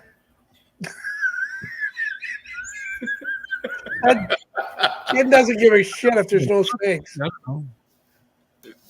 Doc Murdoch. I love that show. So do I. And it had a cult following. It still does.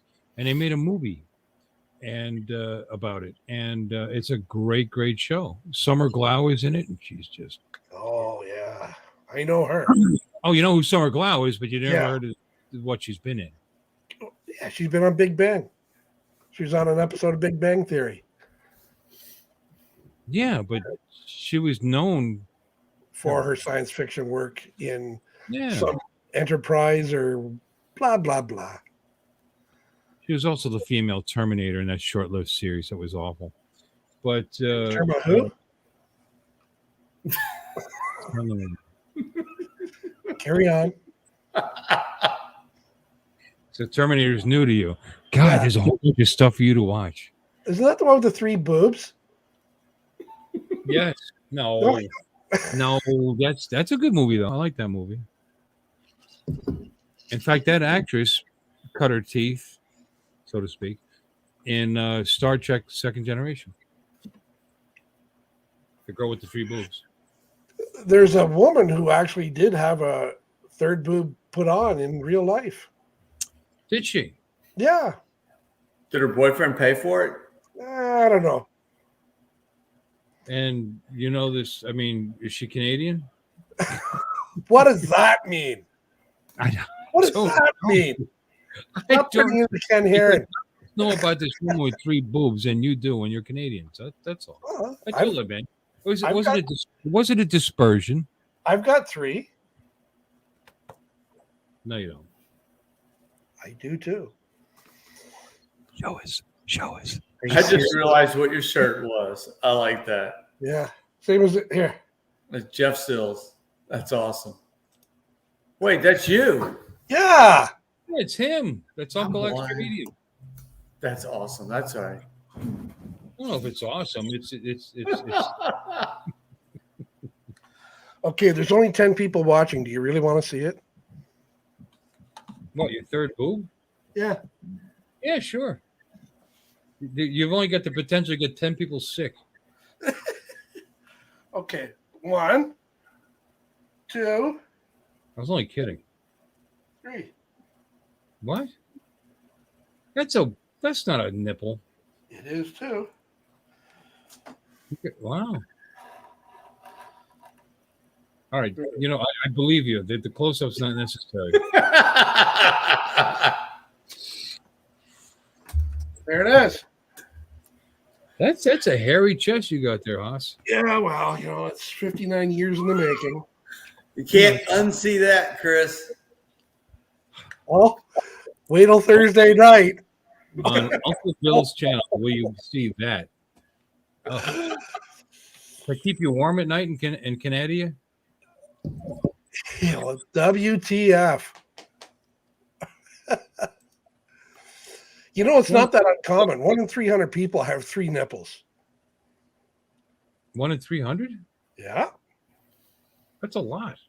I know. You mean is this thing a nipple? Oh, Gary. There, yeah. I can't show it on the hour before the hour. 'Cause that's too prime time. But all the kids are sleeping here at 11:40 p.m. Chris Wedgworth. What the fuck? Mikey likes it. Oh yeah, And Gary's throwing up. Look at this one.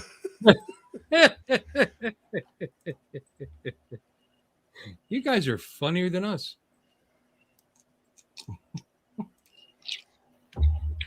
Look at Oh, it. yeah. My dad gave me this shirt. Look, because Harley Davidson is not sexist at all.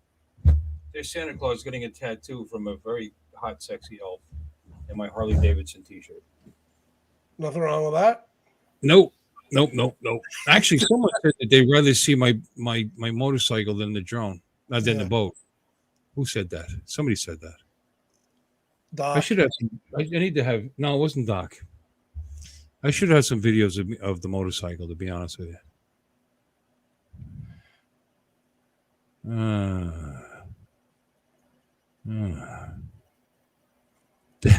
Doc Murdoch.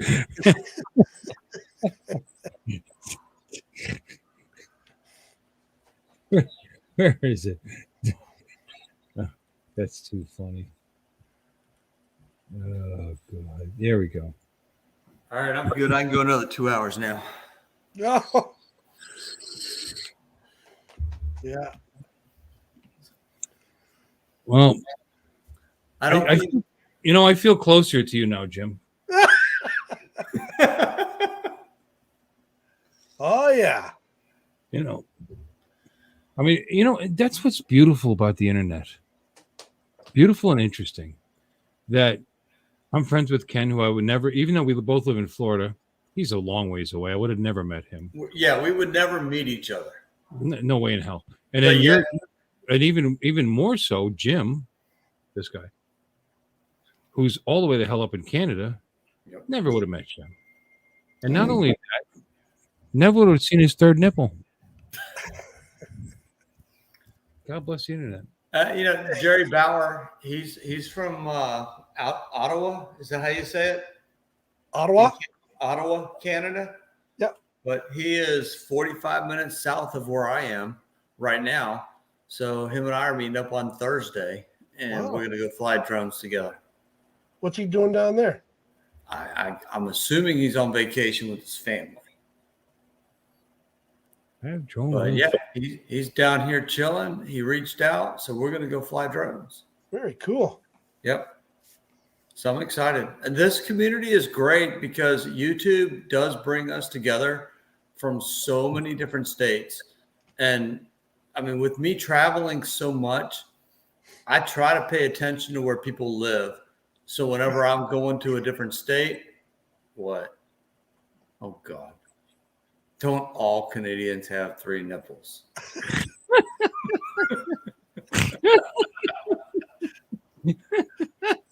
I'm sorry. I didn't mean to interrupt what you were saying. It was very heartfelt, and I was enjoying it. I'm sorry. No, it's all good. Yes, they do. No, the YouTube is great for me because when I travel a lot, I get to meet a lot of different people in person, which is really cool. And I like that. And the community is awesome. It can be. Sometimes they're a pain in the ass. Yeah. I mean, but you're not. I mean, hell, we drove in 40-degree weather on our motorcycles to meet each other. I know, that was rough. Oh, my God. I froze my ass off that day. It was fun, though. It was. When we got there, it was great. It was just a ride there. It was terrible. And you went. I went an hour and a half. You went like 2.5 or 3 hours, didn't you? Oh, it's more like 4. And actually on the way home, it ended up being more than that because I told you what happened. You hit all that traffic. Oh my God! When I jumped on 95, wasn't there something going on in Daytona? Is that that's what I there thought was? I don't remember what it was, but yes, there was. Was there a race or something in town? All I know is that everything was fine. was a little tired. I was a little tired. I couldn't wait to, I was thinking, oh, it's a long ride back, 3 hours, whatever, 3.5 hours. And I was like, well, that's okay. I'll enjoy the ride. Everything's fine. I get on 95, and I went maybe a half a mile. I mean, I'm not exaggerating. I know I didn't even go a mile, and I was in bumper to bumper traffic in what is it, like 12 lanes there, 6 on each side, maybe. I mean, it's huge, right? And it was bumper holding a clutch on a bagger Harley, bumper to bumper. I mean, first of all, my I use this one. You know what I'm saying? I mean, this was really wearing me out, and I spent the first hour and a half going about 10 miles. It was just horrifying. It was a cold day too. It was. I would do it again. I would too. I had a great day with flying in Flagler. Was a lot of fun. It really was. I love that restaurant we were at. I enjoyed that. That was what was the name of that? Fins. No, Fins was the bar. What was the where we have breakfast? Oh shit! What was the name of that place? It was really good, and they were funny. They were funny and friendly. They were. That was where the girl photobombed me. Yeah. Yeah, the food was. What did I have? Like I had some kind of Benedict, but I don't know. But sitting there on the deck in front of the ocean and all, it was awesome. It was really great. And we forget where we live sometimes. I mean, I live in a pretty nice area, and you don't think of it. You know what I mean? You're in your home, you go to work. You're in your home, you go to work, and you don't realize that you live in a place where people are willing to spend good money to hang out on vacation.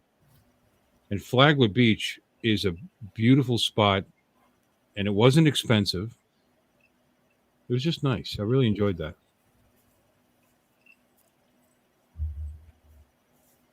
Why is Doc talking about 4 inches? He's jealous.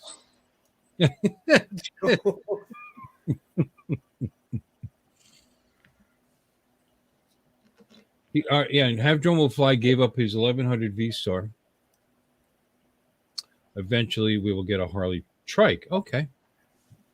So you're 87. I'm sorry. That's a dick thing to say. Trikes are great. I drove. My dad got a trike briefly. He didn't enjoy it because he felt like he couldn't do the 2 wheels anymore, and he ended up spending stupid money and bought himself a tricked out trike. And I even bought him stuff for it, and we dressed it up, but it's just not the same. I mean, be prepared on that.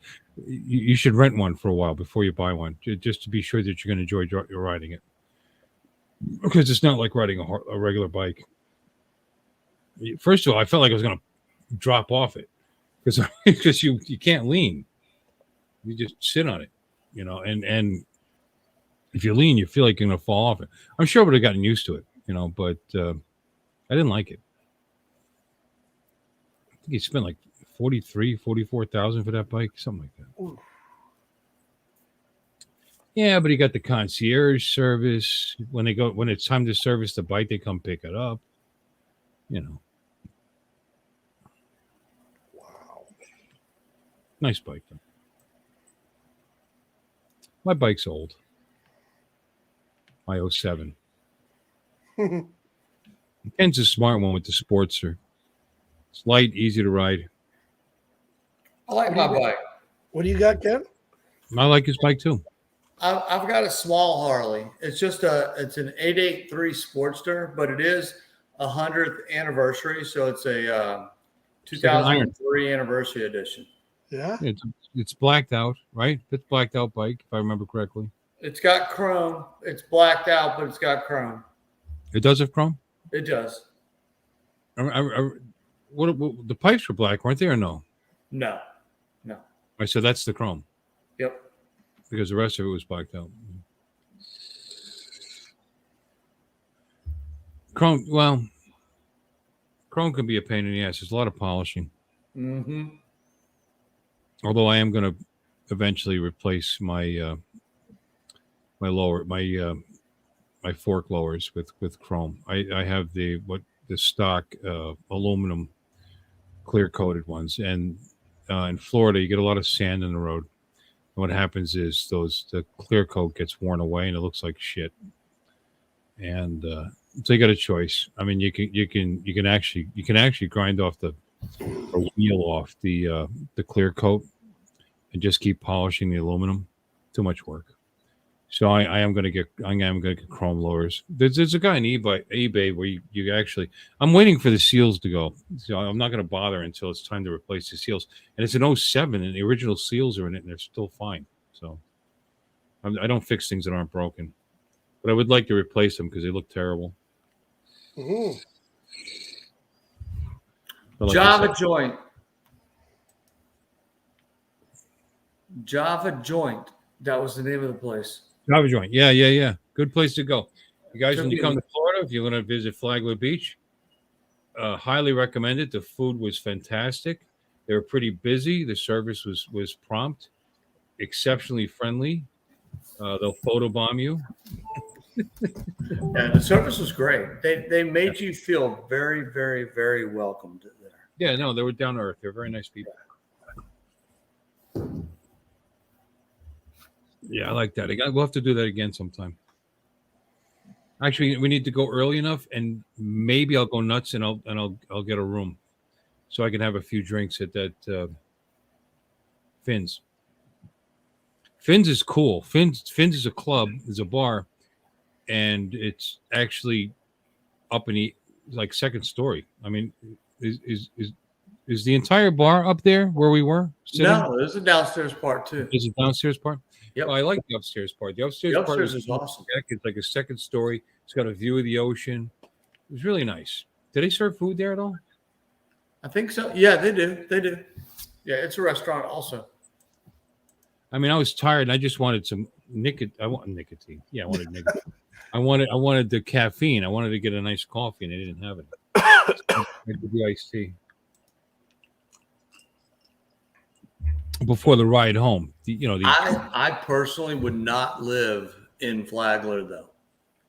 As pretty as it is, I wouldn't live there because I want a place on the intercoastal where I can put my boat on a boat slip. And Flagler Beach does not have an inlet that takes you out to the ocean.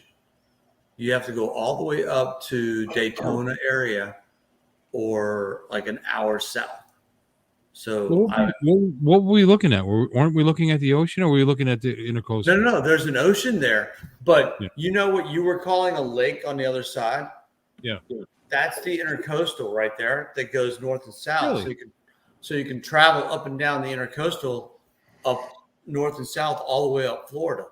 The But body of water behind the restaurant, that was part of the intercoastal? yes, I didn't know that. yeah, that was part of the intercoastal, but there's no intercoastal waterway, a channel into the ocean, unless you go like an hour south or an hour north of Flagler Beach. Gotcha. Great place to visit. Oh yeah. Want to do it again. There's a public launch there somewhere, right? Oh Ramp? yeah. There's a ton of lunches. Well, I could bring the boat, That'd be fun. my little boat. I've seen it. That day would have been fine. The water was very calm. Calm enough for that boat. Too much? I want to know when you're going to get back on your roof and fly. That's for Thanksgiving. That's my favorite video. I'm not going to lie. I love that video. I almost did it recently. Actually, I'm still not my antenna situation is still not is still in the air because I'm not getting all my VHF channels. I actually put a booster on, and that was fun. Crawling around inside my attic, my porch, it's fucking hot up there, and I'm kind of large. You know what I mean? I because I had to power it. I had to power the booster, and I wanted to do it in line for the entire house. And I picked up I picked up channel 12. I got the 12 channels. I didn't get the 5s. So there's something up with that VHF antenna. I bought a nice big double UHF, which I didn't even need because my UHF channels were fine. But now I get 5 bars instead of 3. But the VHF stick is not doing the job. Now it had fallen because they actually use, believe it or not, zip ties to keep it on the mast, and they I guess over 4 years they went the zip ties gave in and they fell onto the roof.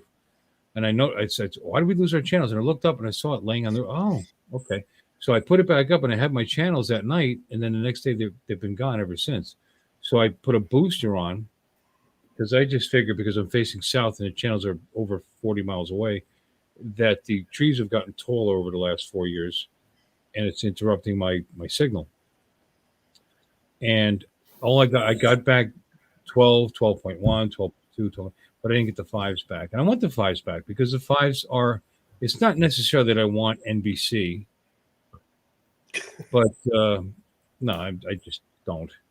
But there's other channels that come with it. You got Get TV and Me TV and all the old channels and all the old programs. I could certainly live without them. My wife's like, why are you going through all this for this crap? Because we got streaming and everything. It's like, because it worked before and I want it to work again. So I'm going to buy another stick. I'm not going to spend them. I could spend the money. I can get a bigger VHF that can go 65 miles, but then I have to have to make the mast bigger, blah, blah, blah. It would look terrible. And I'm going to buy another one. And if that doesn't fix it, then I'll use the 2 sticks together, and I think that'll work. But anyway, I know it's boring stuff, but that's what I'm going to do. And if So that doesn't, you like using 2 sticks? yeah, that's what I think I'm going to do. I mean, but don't forget though, every time you do that, you're getting another cut in the line. Every time you connect, you have to have another jumper, and every time you do that, you lose a little bit of signal. But now that I have the booster in the line, it should be okay. But if I put 2 sticks on it, I think it'll fix it. And what I'm going to do is I'll first, just as a test, to see if there's something happened to that channel that antenna when it fell down. I'm going to put the brand new one up first by itself and see if channel 5, 5 and 5.1, 5.2, see if they come back. And then I'll know that something happened to it when it fell. So how do you, I'm just curious, and I kind of already know the answer, but how do you connect your antenna on the top of your house so it runs to all your TVs in the house? Well, here's the thing. What happened? I've had different internet services over the years, and I've tried different. I tried AT&T. Well, when Comcast originally hooked me up, they actually ran 2 different cables for me. Yep. One for the internet and one for the television. Yep. So I was able to take advantage of that. I still have the internet going through the one, and I have the other cable for just the television. And that's what I did. I have it split in the attic, and I have it coming down. In fact, I'm pointing at the very wall right here, where I have it coming down. You're outside. I opened up the wall, a little square there, and fished it through. And I have a splitter there and a splitter here, and so I put modular jacks on both sides of the wall, one for the living room and one for in here. This is my office here, and then I have another splitter that goes to the back bedroom. So they're all running off the antenna, off of that, and it's jumper. It's worked for 4 years. I got all these. Did you buy an amplifier for it? I didn't before. I just recently installed. Okay. That's what I was talking about, crawling around my attic, because I had a power. Because I ran because I have no power in my attic. I'll probably do that eventually. Shh, don't tell the permit guy. Because I know how to do this stuff. I used to do contracting work, but I could put an outlet up there. But I didn't this time because I just wanted to make sure it worked. And what I do is I just ran an extension cord from the outlet that I installed in the garage in the ceiling for my garage door opener, which my house didn't have when I first came here. And I just ran the extension cord up through the attic, and I also have a in that antenna line, I have a fuse, a fusible link in the service, so that if it ever gets hit by lightning, that blows before it makes it to my devices. Anyway, I put it on this side of that, but I had to crawl from my garage all the way over to here, which is on my hands and knees in that tight little attic, a good 30 feet or so. And I didn't like it. And I'm gonna leave that amp up there, even though it didn't totally fix my problem, and put that second antenna up there. Now I know this all sounds really old school and cheesy and silly, but I'm a cable cutter. I have a DVR in the living room that records off of the antenna, so I can actually get ABC, CBS, NBC, and of course all the like I think it's Charles said he loves MeTV, all these different channels, the Justice Network, all these, it's great stuff, and I can record Judge Judy, which I record every day, off of my antenna, and it works beautiful. And instead of paying a monthly service fee for that, I bought the recording system one time and spent the money to have it, and it works. And it works great. And I do have some streaming services as well, but I don't necessarily have to rely on those, and I don't have to pay for streaming services that are expensive. The ones that are expensive, the ones that include sports channels. You want anything that includes anything with ESPN or any other sports network. Bill, you need to get with me later, because I can program Fire Sticks so you can get all that stuff for free. Yeah, I know that's out there. But I can show you how to do it, so you can just do it yourself. I probably could. I don't have any Fire Sticks. I have Roku, and I have. Yeah, you don't want your Roku. You don't want Apple TV. You want a Fire Stick because it's Android based. Well, Roku's Android. Well, yeah, but it won't work the same. And my channel master in the living room is Android based. I use Android TV for my programming. Because if you get a Fire Stick, it'll do everything that your Roku does, and it'll do exactly everything it does. You just have the option also to do a little bit more. Yeah, and I know that. And in fact, I've got Android boxes in here. I got several of them that I used to hook up, and I used Kodi, and I went through Kodi, and I got all my pirated whatever I wanted to watch was all there. But it's a pain in the ass. It's a lot simpler than it used to be. Yeah, is it? It's a lot simpler than Kodi. I believe that, but you know what? And I'm sure it is. But all I want, I'm pretty happy with what I have. I have more TV than I could possibly watch now. I don't pay for Netflix. I don't do Netflix. Although there's some stuff on Netflix I kind of like to watch, and I'm really tempted right now. But in any case, my TV. I have my DVR, and I'm happy with that. My TV right now, that's my Fire Stick that I'm watching Big Brother Canada on, because we don't get Big Brother Canada in the United States. So season 10, we're going to be celebrating like only we can. For now, let's head back inside to see if these 16 new roommates are. So that's Canada. That's Canadian station that I'm watching. No, I got you. No, I know that. I know that's out there. I'll look into it, maybe. It's easy. No, I'm sure it is. Like I said, anything, and I appreciate your offer. I do. You buy the stick, I'll come down and set it up. I'll show you how to use it.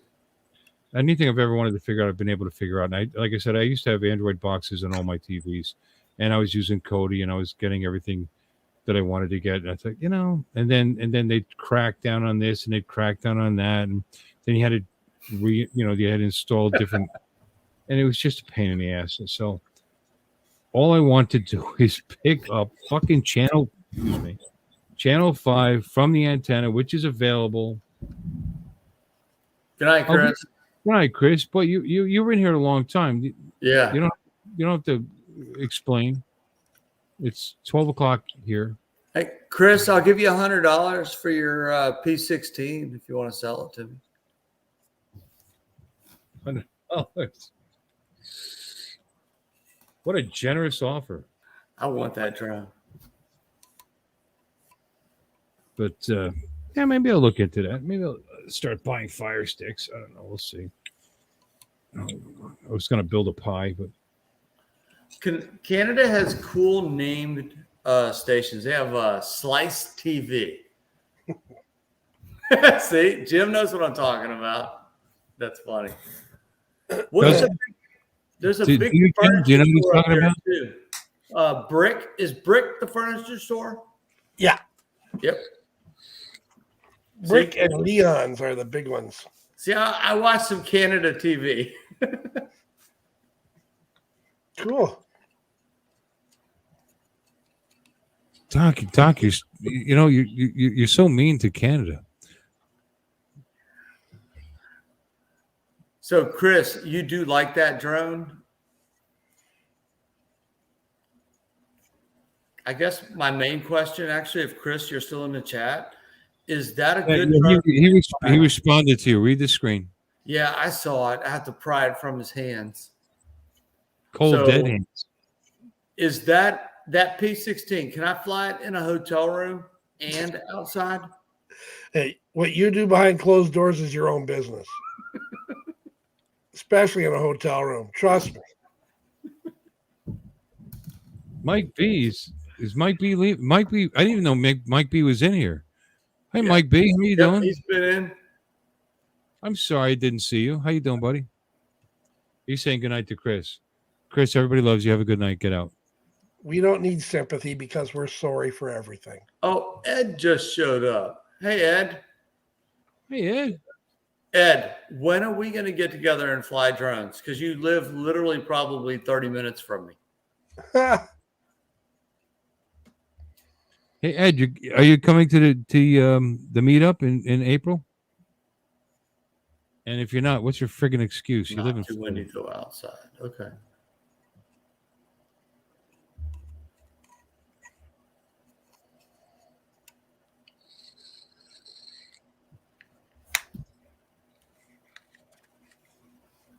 I was just kidding, Chris. You know I love you. I really do. What a nice kid. I met him at the Spin Up. Yeah. And the nicest human beings you're ever going to meet. He is. He really is. And another person you would have never met in a million years. I love you.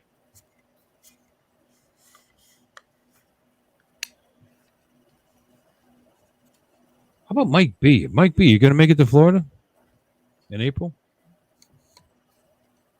The Drone Ranger. Probably the coolest name in here.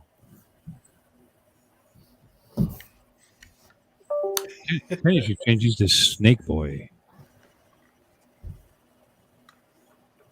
Oh, he loves it.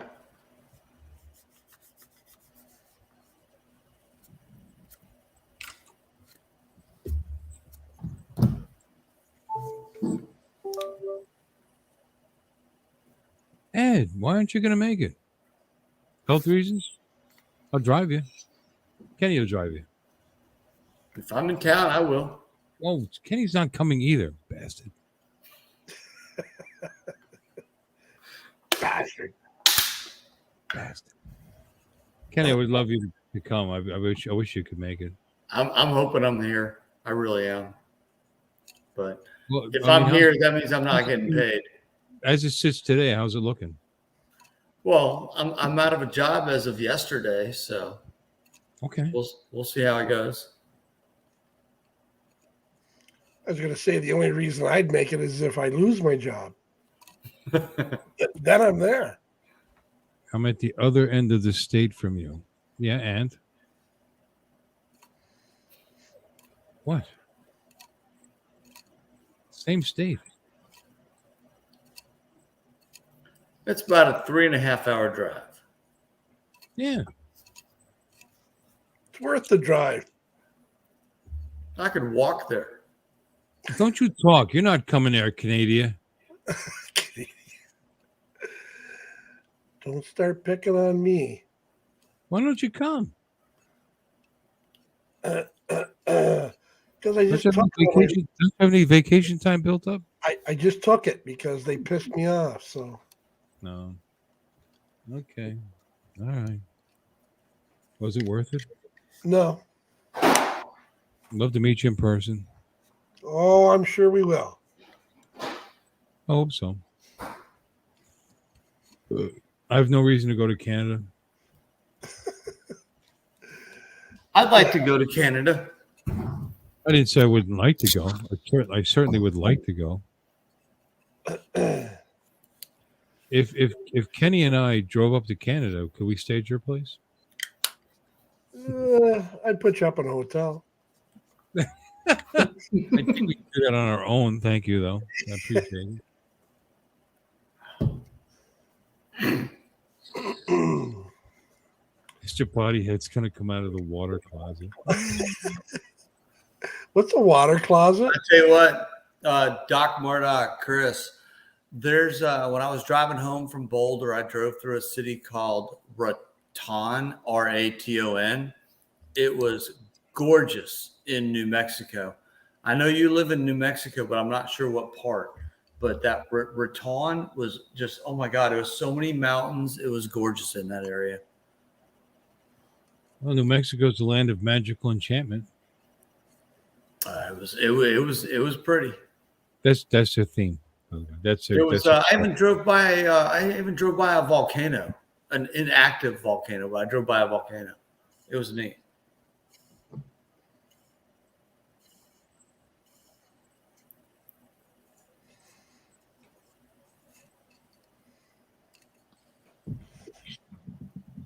Mais oui, yeah, donnez-le French. Le chapeau à la tête aujourd'hui, s'il vous plaît. I mean, I feel like I have a connection to Canada. Besides Jim, I was married to a Canadian. I did tell you that, right? From Hamilton. That's right. Oh, that's right. From Hamilton, Canada. Yep. What a jerk off she was. That's the return. Okay. Guys are being very interesting. So a podcast. I get the Santa Fe in Albuquerque. Okay. Yep. It was beautiful. I was in Trinidad, Colorado, and then the next thing I knew, I was in the Raton Pass, and both of them were just beautiful. Oh God, you live 6 hours from there? Okay. Oh, I should have taken that little joint at Albuquerque.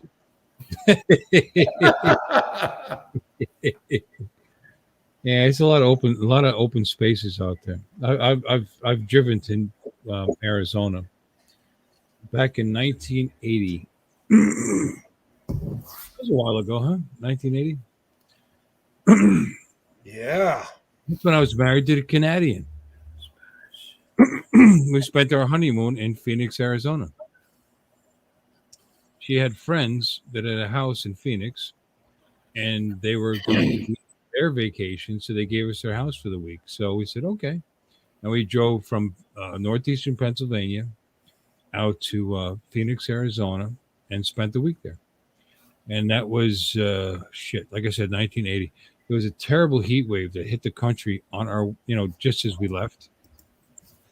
And I know the Phoenix area went from 85 degrees to 115 degrees in a week. So there were hurricanes. Oh, I'm sorry, tornadoes. I actually passed through a tornado on the way out and passed through a tornado storm on the way back. It was incredible. And I loved it because I never saw weather like that in my life. There was dry lightning in Texas, in the panhandle of Texas. We drove through Albuquerque. We were out in the desert, and I saw just lightning bolts, just like tree trunks, just hitting they had lightning rods along the highway on US 40. Never saw anything like that. And then when we did hit rain, the rain was so heavy that you had like a couple of inches from the wiper blade. You know, you were like this when you were driving. You could see where you were going. It was awesome, and it was an experience, and I'm glad I did it, and because I lived through it, and I'll never forget it. I was back then. You didn't have GPS or, you know, so we were using maps. A map unfolded in the car, and we were listening to the weather report, and it was like I said, there was a tornado tearing up some town. And it's like, where's that town? And we're looking at it. We kind of triangulate and figure out where they are. Well, it's about 6 miles away. You know, it's like just north of us. But yeah, I did like it though, and I liked Arizona. I enjoyed myself out there. I liked Phoenix. We drove through Tucson and then went to Nogales. It's the only time I've ever left the country. It was Nogales, Mexico. I told you the story before, haven't I? Not Nogales. No.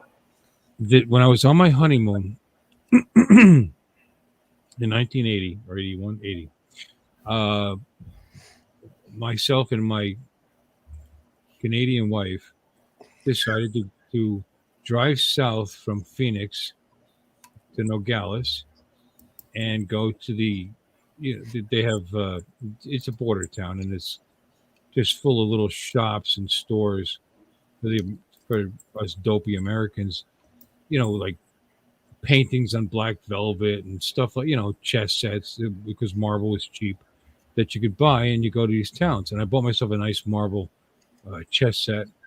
I wanted to buy this sunset. It was probably paint by number, you know, but it was on black velvet. It was framed, and I thought, that's really good. She wouldn't let me buy it. Anyway, I bought a cowboy hat, a nice leather cowboy hat. Anyway, we went to Mexico, no problem. We're coming back. We're going through border, and this is how back then, 1980, how they were checking whether you should cross the border.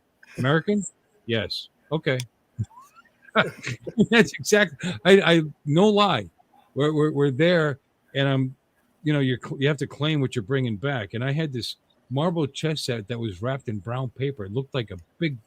It wasn't that big a chess set, but it looked like hash. You know what I mean? It was wrapped in brown paper with strings on it. Didn't even bother to open it. What's that? That's a marble chess set. Yeah, American citizen? Okay, no problem. Okay, American citizen? Okay, no problem. My stupid ass ex-wife. American citizen? No, I'm Canadian. Oh, okay. Let me see your green card. Oh, sure. Look through her purse. Didn't bring it. It's in Pennsylvania. Yeah. So because she had to, I'm Canadian. She had to, because she had to say, she couldn't just say yes. Yeah. I mean, she just couldn't just, yes, go through. We were there for 8 hours.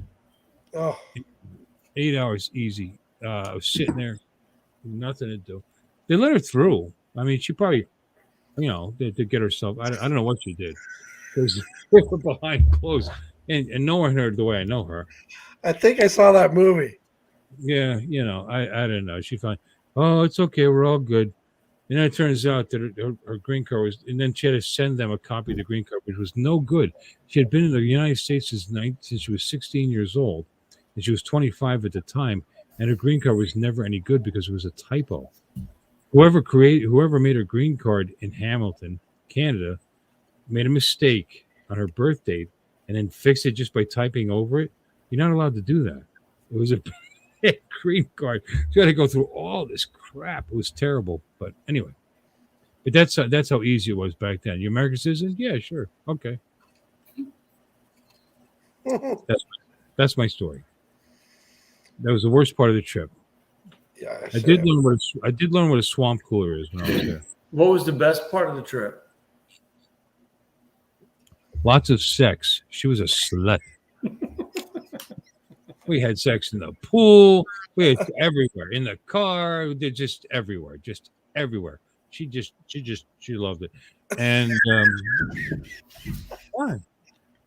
You know, I was her husband. What the hell? I was 19. I was enjoying myself. You know, that's what you know. What you marry a bisexual Canadian, that's what you get. But she was her name Karen? No, her name was. No, I'm not gonna tell her name. Should I tell her name? Who cares? First She's name. old now. Her dick sucking days are. Oh. They're long over. She doesn't look so good anymore. She was pretty hot back then. She had green eyes and strawberry blonde hair and like 5'6", 120 pounds. She was pretty smoking. But I had fun. I'm sure she's not watching. No, she's not watching. No. Neither is the kid we had. But anyway, why would her name be Karen anyway? She was easy to get along with. She wasn't a Karen. But I had a good time, and I would probably do that again. Drove across the country, got to see a lot of things I would probably never see, like Missouri, the Ozarks, beautiful. I don't know if have you ever driven? I'm sure Kenny, you have. You've been through the Ozarks and how beautiful that area is. I grew up there. Did you? Yeah. What a beautiful. That was one of my favorite places I drove through when going across the country. My grandparents, my dad's side of the family, they owned a cabin on Lake of the Ozarks. So we would go there and visit them. In the summers, I would spend several weeks there. It was beautiful. No. I loved it there. Yeah. 25-mile long man-made lake. It was gorgeous. And the one thing I did notice at night, they had bugs the size of bats. You know, it was hard to see the street lamps because they would be flying around the things. Like, what the fuck is that? But aside from that, it was beautiful. I did enjoy the Ozarks. What else did I like about that show? The fact I made it back alive. She had a Volkswagen Rabbit, a 1980. What a piece of crap! 1980 Volkswagen Rabbit. So did I. I love those rabbits. Yeah. Oh, it's great on gas. It's got 34, 36 miles a gallon. And They then when were we cute. Huh? They were cute cars. Oh, it's a good car. Had a 4-speed. I know how to drive a stick, and got us all the way there and back. And we got back to Pennsylvania, and it died. But God bless that car. It waited until we got home before it decided. It was just a carburetor thing. We must have picked up something that kind of a common thing that happened to a Mazda B2000 I had. Not enough protection for the carburetor from the air filter, and picked up seeds and stuff and whatever, and blocked up the carburetor. Started blurting out black smoke, but it waited until we were in Wilkes-Barre, Pennsylvania before it did that. So I did appreciate that I was actually able to make it back. But I did enjoy the road trip. I would love to do that again someday. The only time I've ever been out west besides that was when I was driving truck. I drove for CRST. I was driving an 18-wheeler, and I went over the Donner Pass. I drove across 80 across the country. The only time I've been through Detroit. That was a pleasure. Oh, God. But anyway, drove across the country, across the Donner Pass, Northern California, down through Southern California, and then back again. And then I quit that job. I did notice that the Southern California looked like New Jersey with palm trees. I don't know what was so special about it. I didn't enjoy it. But that's it. That's my whole thing. Grew up in San Gabriel, California, right in the middle of suburbia. Yeah. Okay. Those are my stories. So, hey, Doc, if you know where Johnson, California is, it's in Southern California, east of LA. That's on my bucket list to go out there and ride my Jeep around. Just ride it around. Yep. Why Johnson? Johnson Valley is a place where they hold a Jeep event every year. Oh, okay. And it's called King of Hammers.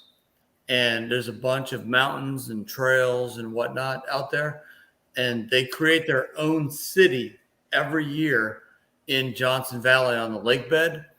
and they bring their own generators, their own power, their own everything. And I really want to go 1 year and ride my Jeep in all the trails with everybody. Sounds Be a lot of fun. Yes, Johnson Valley.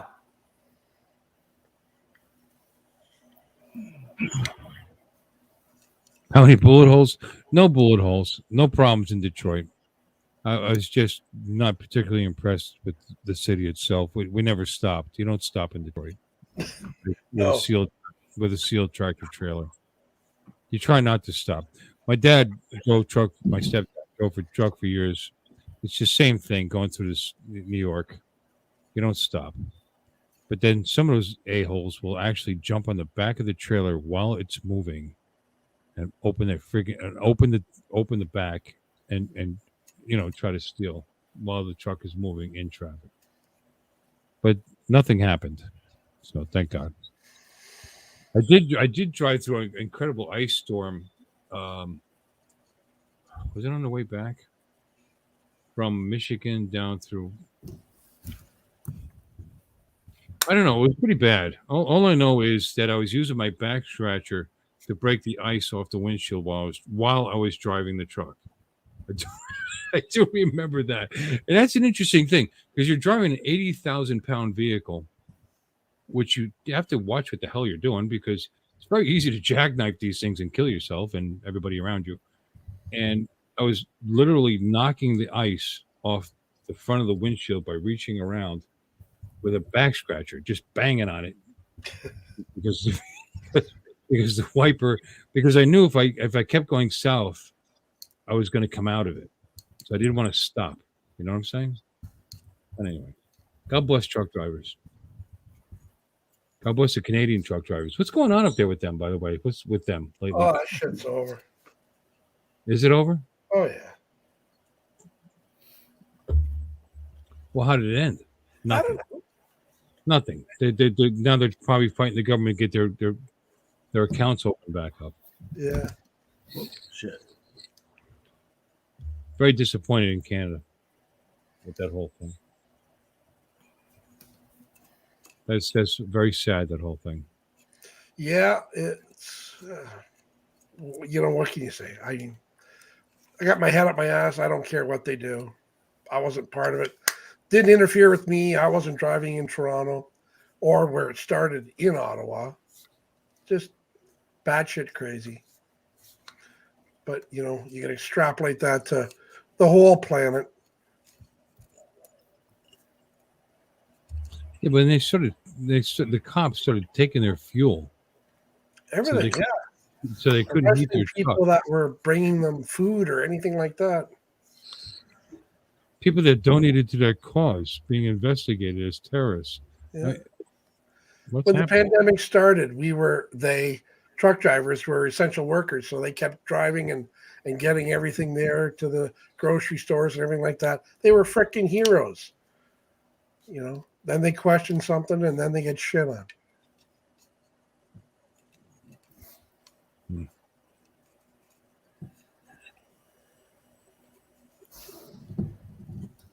Well, God bless them. I hope they're all good. Ugh.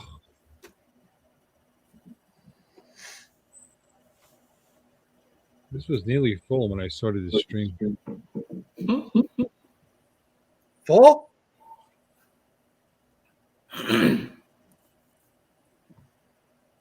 What's going on in the chats here?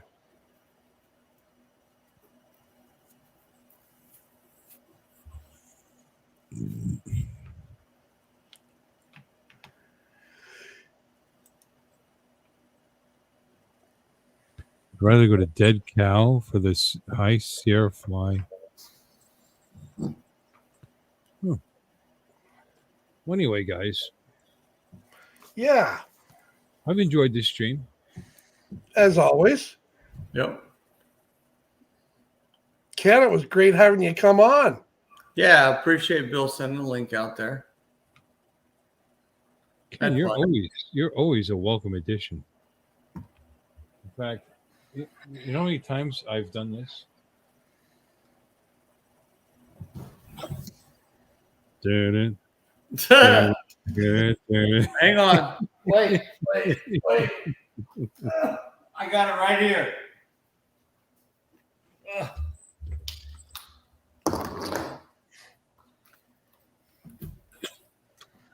Da da da da da da da.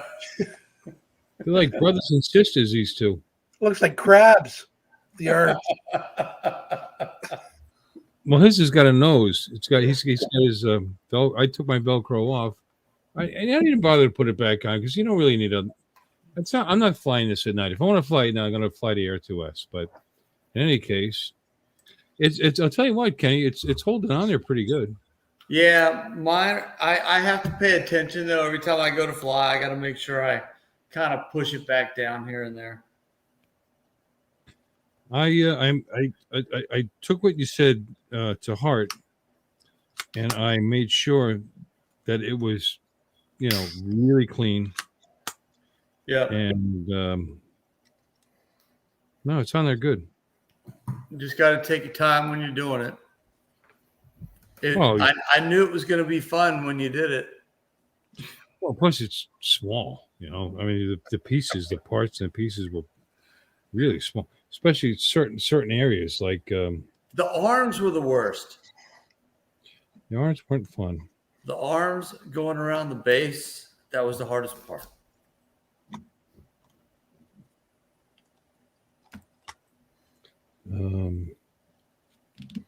I mean, things like this on the side of the body. Where let me show you. Look at this. Right there. Look at the skinny little areas. Yep. The stripe around. The stripe around to the back there. That was now you can see it. That was tough. But it's on there. But it's a good looking skin. It matches Florida. I liked it because we live in Florida. We have to be concerned about being eaten by sharks. Yeah. Or snakes. Alligators, manatees. Manatees. I was waiting for your reaction. Dude, I'm 3/4 of a bottle of whiskey in. How do you expect that to be? Yes, those manatees. They are aggressive, aren't they? Here we go. I think I hit a bit manatee, by the way, with the boat. Still feeling guilty about that. No, I'm not. Get out of my way, fucker. All right.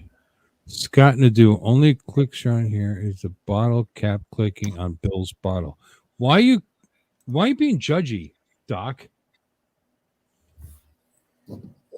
Hey, Tim, how are you?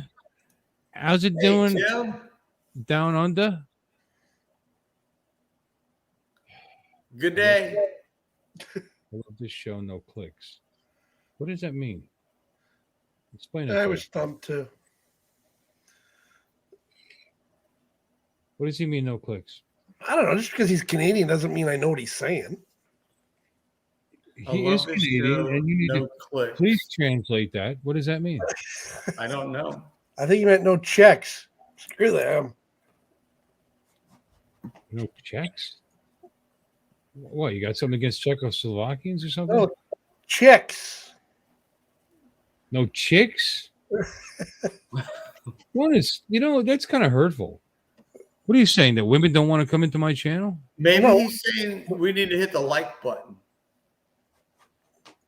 Has anybody hit the like button? Kenny, please hit the like button. Thank you. Here, hang on, let me hit it. I was 19. Nope, I'm 19. Okay, well then I'm. Maybe it means I got 20. 19. Is that what that means? I don't know. I clicked you. Clicks as in snobbish separate groups. Oh. What? Peak.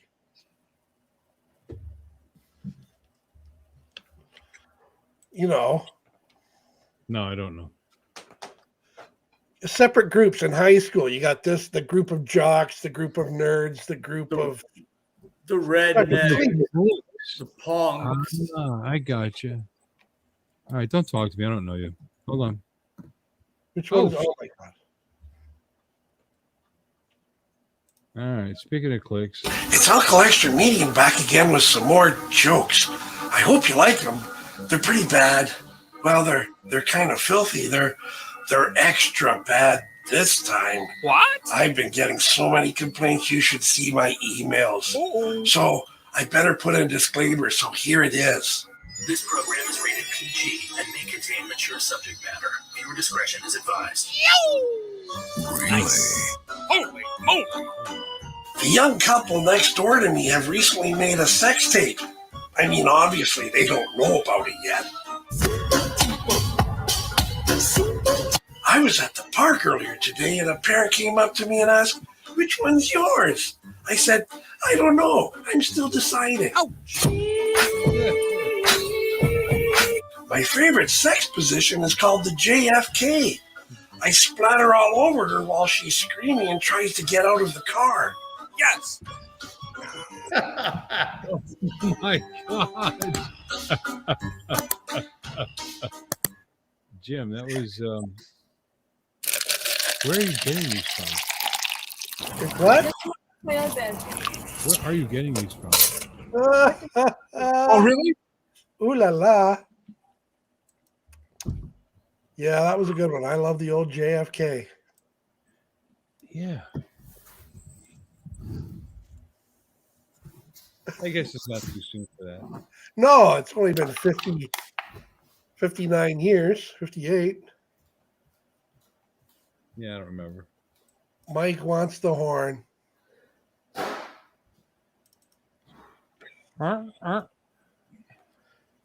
Tim Jackson.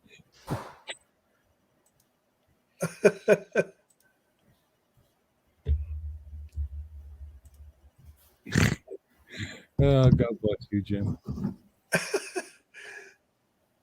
Me?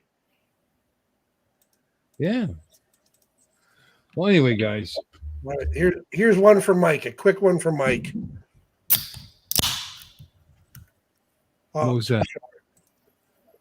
What? I was going to share a little video here. Oh, go ahead. Do it. Let me remove mine. I probably have to remove mine first. Go ahead. No, they're too short. That's what she said. Yeah, I was going to say. I've heard Instead that. of a visual, we'll just have to have an audio.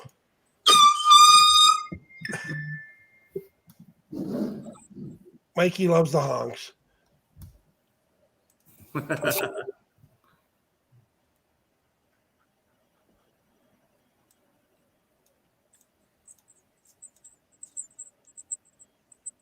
We're waiting, Jim. I did. I just played the honk. I can't share the video because they're too short. What do you mean? If they're only like a second or 2 seconds long, you can't share it. What? I did not know that. Yeah, that's what I mean. When I do those little video clips, that one of Albuquerque with Bugs Bunny, because that was about 3 seconds, it was able to show. But the quick ones, you can't share.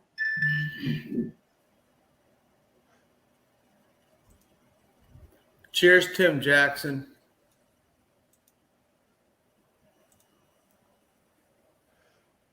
Good night, Mike. Good night, Mikey. All right, are we packing it in? Yeah, I think so. I'm going to save a little of this scatterbrain for some other time. Yeah. I was thinking about having a beer. I don't have to be at work till 3:00. I got to get up and I don't have any Modelo. I got to get up in 280 minutes. Really? Yeah. I'm working OT today. Jim, you should go to bed. Yeah. Well, I had a little nap before we came on, so. Cucamonga. Good night, Mikey.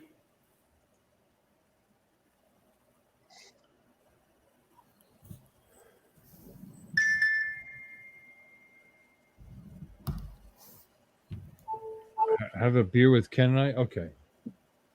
That's it. My friend in Australia, again, internet's is an incredible thing. My friend in Australia just told me to have a beer, so Go get a beer. Yeah, it's noon down there. He's got all day to do it.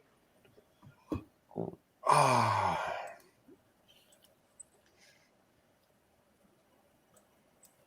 Where? I have a question. Tim Jackson, is there a good whiskey or bourbon from Australia that I should be buying?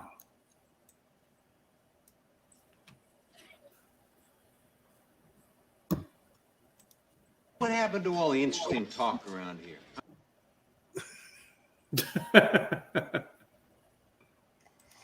What happened to it?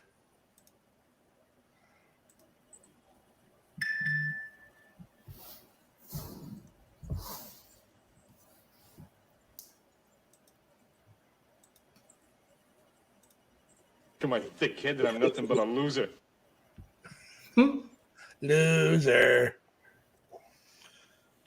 Oh my God. Bill's going on the marathon stream here. It's 2 hours and 42 minutes, right? 2:42.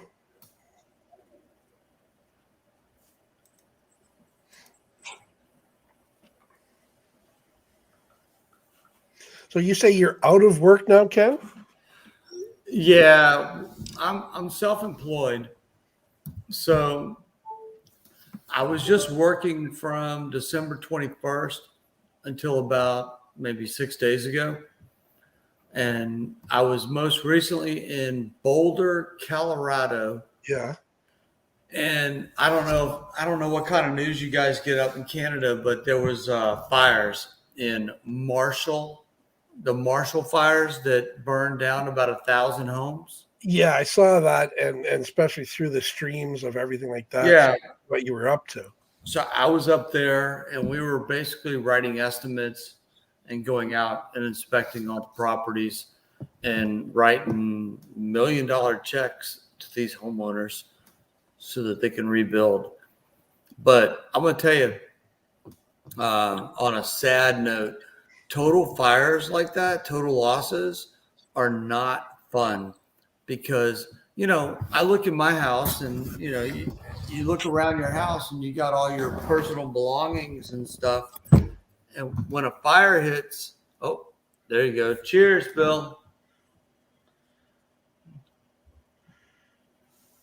When a fire hits, it burns, everything that you've ever owned, all your memories, everything. So most of the time when we go out, people are concerned about, getting their house fixed if a tree falls through it. But when a fire burns someone's entire home, they don't care about their house. They care about the memories that they lost. So you have to approach it a completely different way.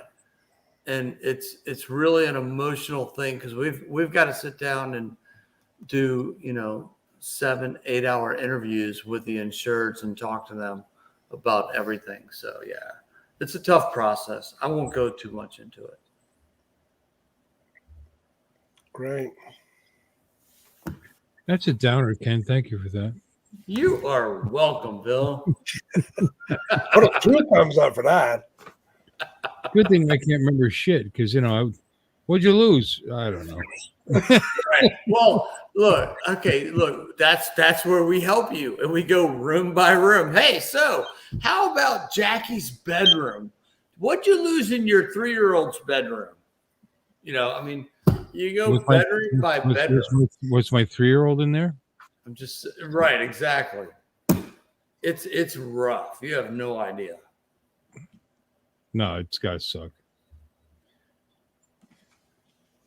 What's Tim is apparently he's sending us. Booze, No, Bud. Don't get my question.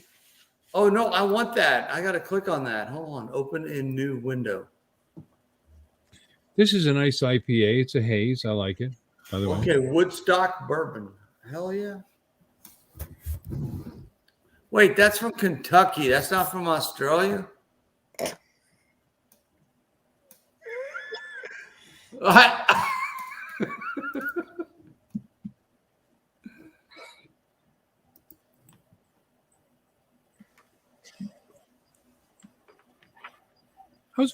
How am I speaking?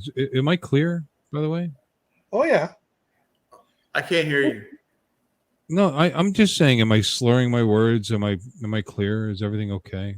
Well, you're way better than I was. I'm just saying. I mean, that was quite a bit of booze. In 2 hours. I feel good. I should go drive. A drive-in? Just drive somewhere. Yeah, well. I would suggest 4 wheels instead of 2. If you were going to. But I wouldn't suggest you do that. 3/4 of a 750. 2 hours. I'm probably legally drunk, I'd imagine. Oh, yeah. Yeah. But I don't feel that I'm showing any signs of it. It's like that episode of WKRP where Johnny Fever gets drunk on the air, and as time goes on, reactions get quicker and quicker the more he drinks. Here. You won't. I mean, you won't get sick. Yeah. All right, Mikey. I don't know about that, but I'm trying to get the glare out of the way. Can you read that? Jefferson's aged at sea. Yeah. So this bourbon right here is they bottle it and then they age it on shipping containers. So their gimmick is that the salt gets into the bourbon while they age it at sea to make it taste even better. But it's actually really good stuff. Well, I'm sure it's good stuff, but how does the salt get in? They leave the cap off or something, or? Yeah, exactly. I know. I get you. But that's their thing.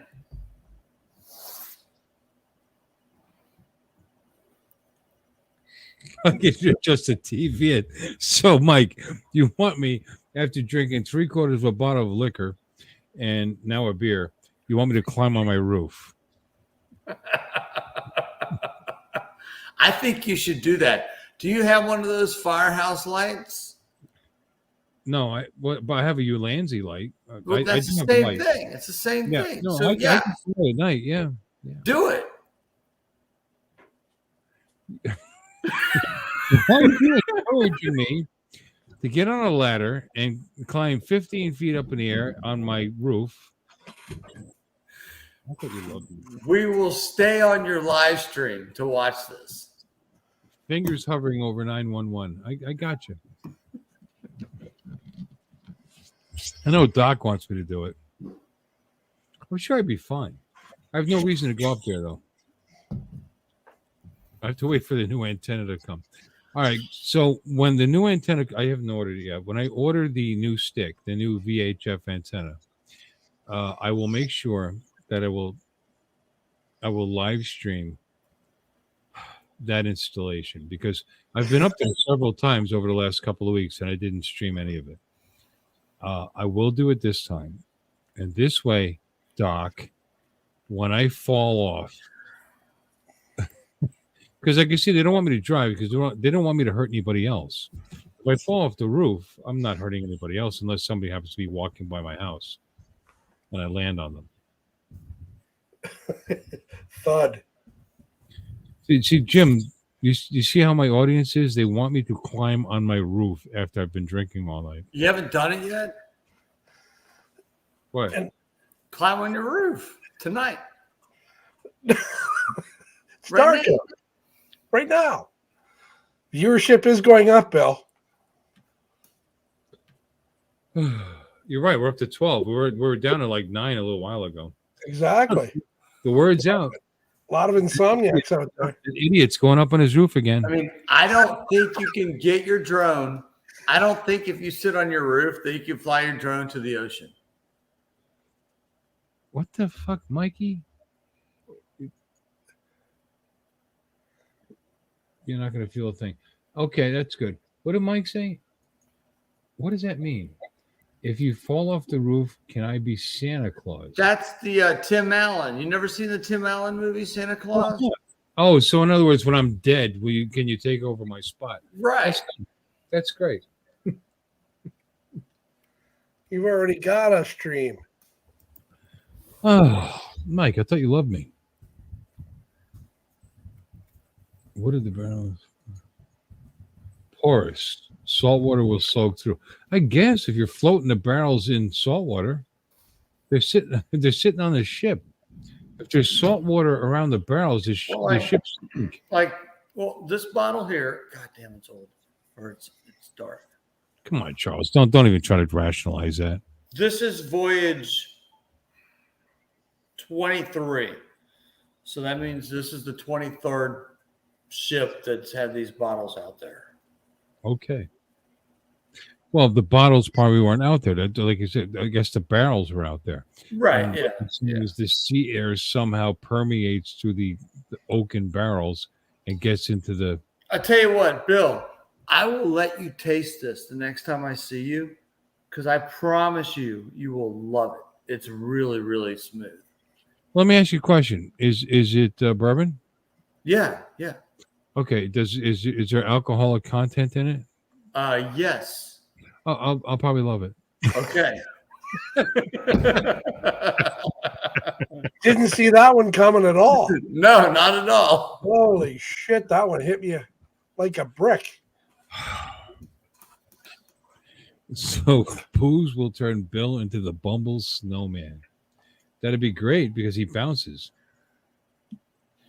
You guys are hurting my feelings, man. You want to see me fall off a roof. That's cruel. It is. And You know, I'm very Tim Jackson. Doc see me fall. He's told me he wants to see me fall. I do want to go to Australia one day, and it is on my bucket list. So I will be there one day. I promise. It's just so damn far.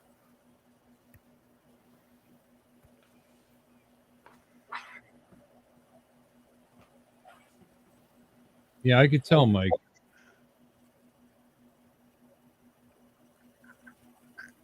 Anyway. Why would I go on the roof now? Oh, to fly the drone at night? Yes. Are you going? No. Why not? My bed is like 6 feet that way. Yeah, but don't you want to fly your drone? Yeah. So go on the roof. Let's see if you can make it to the ocean. You don't understand. I can fly my drone without going on my roof. I mean, But can you make it to the ocean from the ground? How far are you from the ocean? 4 miles. Oh, that sounds like a double dog dare. See, you can't make it to the ocean from the ground. You can't. I know you've tried. It's too far. The batteries, it won't make it. It's too far. I know this for a fact because I've recently, or somewhat recently, flown 3 1/3 miles and didn't make it back. Not because the drone wasn't connected. I had full bars the whole time because the batteries died on me. Yeah. You guys just want me to fall off the fucking roof. No, that just means you have to be smoother on the sticks. You have to be easier on the batteries. Oh, is that what it was? Oh, yes. Yeah. You're pushing it too hard. So if I'm more gentle, I will make the 7/10 of a mile each way, which is 1.5 miles approximately, and make it back without a problem. Yes. You need a little bit more height. You're lying to me.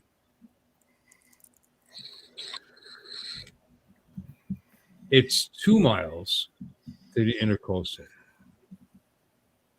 I could do that.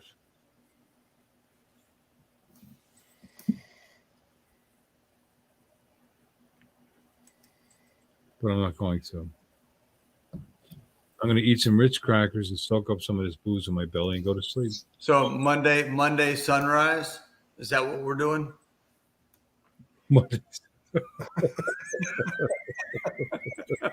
Yeah. Nobody else is doing it. That'd be a first. Live stream for 7 hours, then do a sunrise. Nobody does Monday sunrise. See, that's a good point, Ken.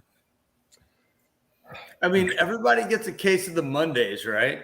So we should wake up and do a Monday sunrise for everybody. I could do it.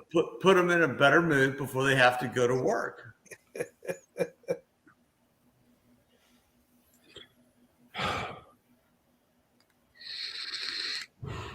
What do you mean Ritz crackers don't work? I love Ritz crackers. They work just great.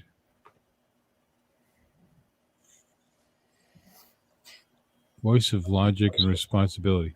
Let me see. Is Charles saying Bill don't go on the roof? Let me see.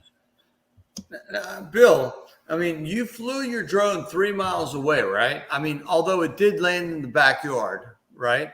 It was over 3 miles. It was 3.3 miles. All right, so 3.3 miles. Yeah. And did you lose signal? You didn't lose battery, right? Well, that's what happened. I lost battery eventually. Yeah. Wait, you lost battery 3 miles away?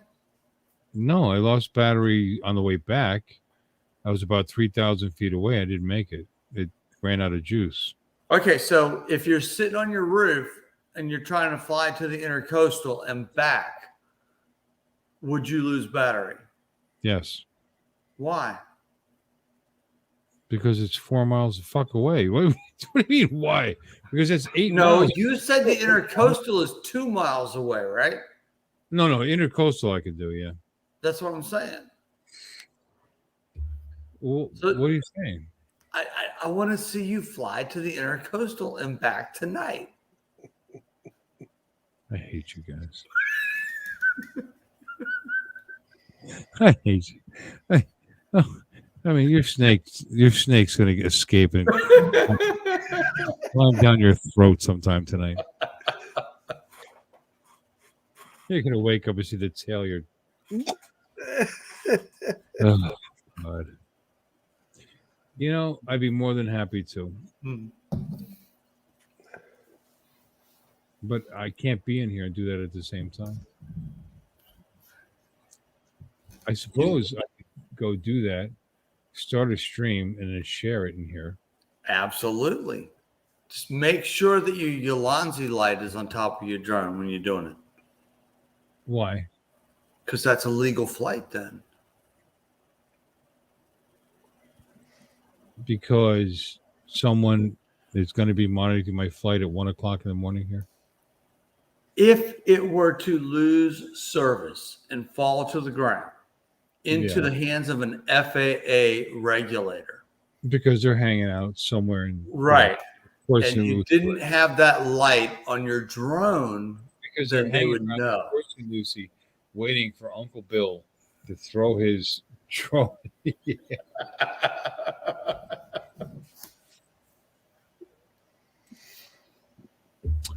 You know what the funny thing is? I'm half tempted to fly. I know that's what scares me here. We're waiting, and I'm the only freaking sober one. I've been drinking alcohol. That makes it illegal. 8 hours. I think you can do it. I do. I think you can do 8 it. hours tomorrow morning.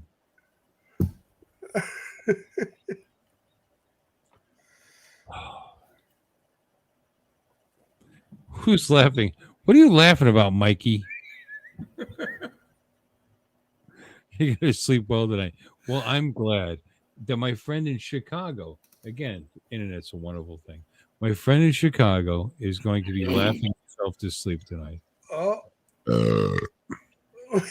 And that was a hello to you, Eagle Eye View Images. That tasted good. What the hell was it? Phil, I don't think you can make it to the intercoastal. He's still going. Unless you're on the roof. You bastard. Yes, I can. Poke the bear. But you'd have to be on the roof to make it. Actually, that's true. Because there's a tree line between me and there. I And know. I have to get up higher to get my signal past the tree line. Bastard. Yeah, but you know, I gotta walk out to the shed and go get the ladder and carry it I mean, out. I don't want to set you up for failure. I just don't want you to stand in your driveway and try to do it, and then you lose your drone. So you'd have to be on your roof. I hate you. And don't forget to throw in that feeling of regret of, you know, you could have, but you didn't. You know, I'm not even considering actually doing this, right? Mm-hmm. You better not. I know.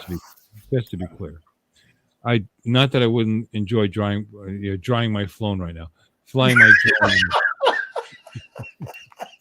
Okay, we've officially hit the slur.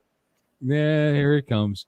No, not that I wouldn't enjoy flying my drone right now, or drying my phone for that matter. What kind of phone do you have?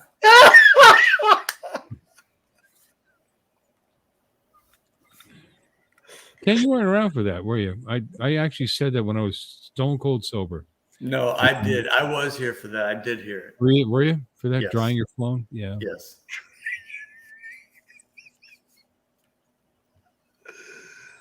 I would really like to fly my drone right now. I really would, but it's it's fuck. It's 1 o'clock in the morning. So no, not tonight. But when are you going to do another roof flight? You know, I've got nothing to do Tuesday. There you go. Let's do it from the roof. All right. Because I will get better distance from the roof. Have you bought those? What are they called? Anafi? Is it the Anafi extenders? No. Is that what they're called? Anybody? No, Anafi's a name brand. No, it's not Anafi. What are they called? I bought these antenna things that go on my controller. Yeah. No, I have them. Yagis. Yagis. Yeah, right. Yagi's a type of antenna. Yeah, I did buy the Yagis. I didn't see an increase in my transmission. See, I did. Did you? I did. I flew from the top of a parking garage in St. Augustine, over near the fort. Maybe I'll give them another chance. You know, I tried them once and I only used them for the Mini 2s. Okay. Yeah, because I lost signal without them. I flew to the same spot with them, and I did not lose signal. Well, I mean, it's supposed to work. I bought these from Rick Smith's channel.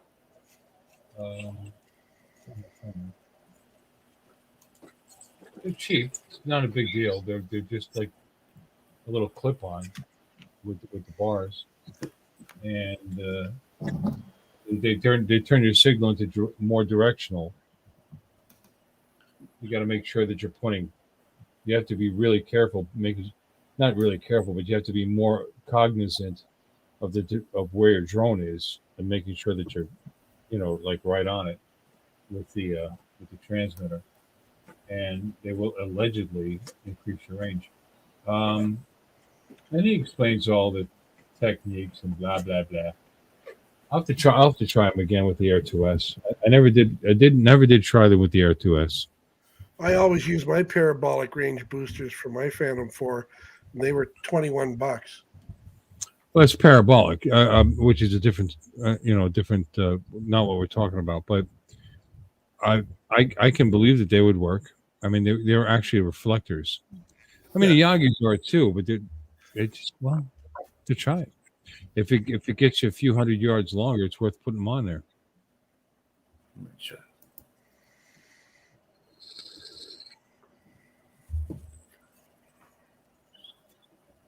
Tim, please here. Show you what we have here. Uh-oh. What's he showing you, Ken? A link for bourbon. Oh, more booze. Dan Murphy. We got plenty of booze here. Oh, look who's awake. TJ. Oh, Insomniac. Hey, TJ. Hey, Giggles. Come on in, TJ. I'm going to send the link out. Oh, fuck. He'll only be in 4 I minutes. got 10 tops. seconds. He'll be in. Just come on in and say hello. Oh God, here we go. I love TJ. He's funny. smart, man. He's a sweet kid. He's Come on giggly. in. Giggly. When you do vertical video, we're gonna kill you.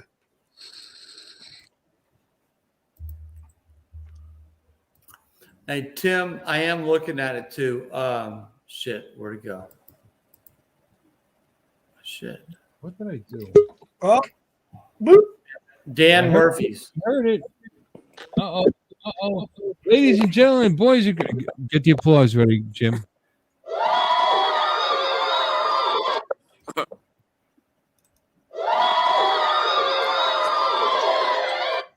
What are you doing awake, TJ? Hey, TJ, turn your phone. Oh, he's gone already. I got the under on that. I said less than 10 seconds. Yeah. Ken's a winner. Ding, ding, ding, ding, ding. TJ, try again, please. There we go. Whoop. TJ, there you are. Hey, buddy. There. Yeah, my friend. We love TJ. What's up, man? Just chilling, man. Just chilling. Like I don't know. I tried to sleep. I couldn't sleep, and I woke up in a sweat. So I was like, man, I'll just go ahead and get up and just hang out for a while. How are you? Doing good. Just hanging in there. Work today. So work 2 days off Wednesday. I think we might get together with Ron if you want to join us, Uncle Bill. I think Ray. I'm gonna see if Ray wants to fly. That's okay. I don't want to come. Don't invite me. It's all right. Well, are you here? Are you here in Florida too? I am. Oh well, come on. The more the merrier. Come I on. didn't know you because I knew you were with Come on, Johnny. come on. Come When? on. I knew you were with Dennis, and I didn't know if you were here yet. I thought you made a What few day are more you talking about, TJ? Wednesday. Can't do Wednesday. Ooh. I might be able to do Wednesday. All I right. could do Tuesday. What are you doing on Wednesday, Uncle Bill? Working. What time do you normally get off? That's rather personal, don't you think? Every chance he gets. I mean, I yeah. work from 8 in the morning till somewhere around 6 at night on Wednesday. Wednesday's a long day. High Tuesday, I'm off Tuesday. five. Yeah. As you should know. Unfortunately, I can't do Tuesdays. I can only do Wednesdays and weekends. Bill's gonna fly tonight. Did you know that? Oh, did he? Is he? Yeah. Oh, that's funny. No, yeah, it's real funny. He said he's Gotta gonna call. fly on his roof and try to fly to the intercoastal. I got to call State Farm today and get insurance on my. Oh, both- TJ, I'm so glad you said that because you were talking about DJI Care Refresh yesterday or this morning. Yeah, And yeah. I wanted to reach out to you and tell you to get State Farm insurance. Okay. It's a personal articles policy is what you want. Yeah, because And I tried calling them yesterday, and I guess I thought they were open 24/7. They're 24-hour. No. Whatever. No, State Farm is open Monday through Friday for agents. You're not going to get a hold of them on Saturdays or Sundays. Because that's who I contract with is State Farm. So. Okay. Yeah, because there's actually a State Farm right up the road from my house, and I tried to see if they were open yesterday because I went to go get my hair. Hey, just get a personal articles policy. You have to show them a picture of your drone and a receipt. Could I bring them with me? Yeah, absolutely, 100%. Okay. They'll take a picture with their own. They'll take a picture for you and put it in there, and then it's $75 for an entire year.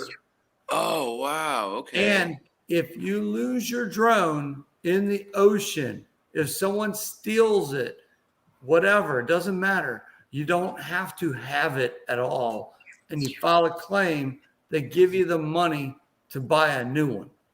Oh, okay. Whereas All right. DJI Care Refresh, you got to have the drone, you got to pay to ship it back to them. So no, I would never do the DJI Refresh. Never. DJI, I don't do it. they got I don't do flyaway. it. They Good got to know. flyaway. Good. You got to provide your your flight log. Telemetry. Yep. Yeah. Exactly. Hey Tim, how are you, buddy? Hey Ken, how are you? Good, man. Nice to see you. Hey Tim. Bill, What's up, Jim, Tim? TJ, the one with the laugh that I can't fucking get out of my head. you got an addictive laugh, man. I know. Everybody's. Be right back. I was getting my hair cut yesterday, and everybody in the salon was laughing. I don't really know what they were laughing at, but it made me laugh because they were laughing, and I was laughing along with them. So they were like, "Man, you got a contagious laugh, man." You do, man. It makes people smile. That's what's good about it. What's good about it. I found. Look what I found. Oh shit! You dropped it. What is, oh yeah, the signal thing. That's cool. That's a Yagi. Yeah. Wait, so you said They're the old Yagis though. The other Yagis have the full back to it. They have what? They have a full back to it. It's like little dishes. It's pretty cool. So, Uncle, you were saying I had to provide a flight something, whatever. Like I had to provide my flight log. If you had flyaway, you could replace. It's kind of expensive. With flyaway is expensive. If you replace your drone using flyaway, it's $200 and some odd, $260, I think, and they'll replace your drone if you lost it for no reason at all. In other words, it flew away and landed in the ocean and whatever. Yeah, you got to show your telemetry and your catch, and it shows if it's a miscommunication. We're basically showing you really lost your drone. You know what I mean? And it landed in the ocean. And to show that, you'd have to show your flight log. Or you can just get Mark Fisher, and he'll go out there with scuba gear and find it for you. Yeah. Here's that. You know what's neat? I was looking through the drawers, and I found this. What is that? This is a cassette tape. This is from Nelson Brothers? No, it's Jim Croce and Don McLean. Oh, McLean. Yeah, nice. Yeah. And Jim Croce. Jim Croce. Oh, nice, Kenny. Yeah, nice, Kenny. Oh, look at that. TJ's rooms. Would you help There me you go. make this call? Yeah, I gotta start collecting them shirts. I had no idea I owned this cassette. I got one too, Bill. This is a cassette tape, TJ. This is He from. wouldn't know anything about it. This is from olden time. He don't know what a pencil means. Put a pencil in that and rewind it. This is American Pie. I Got a Name. What a great song. American Pie. They're both on my playlist on my phone. Well, I Got a Name is a great song. I like Jim Croce. There you go, Kenny. You gotta try that, buddy. Great Northern.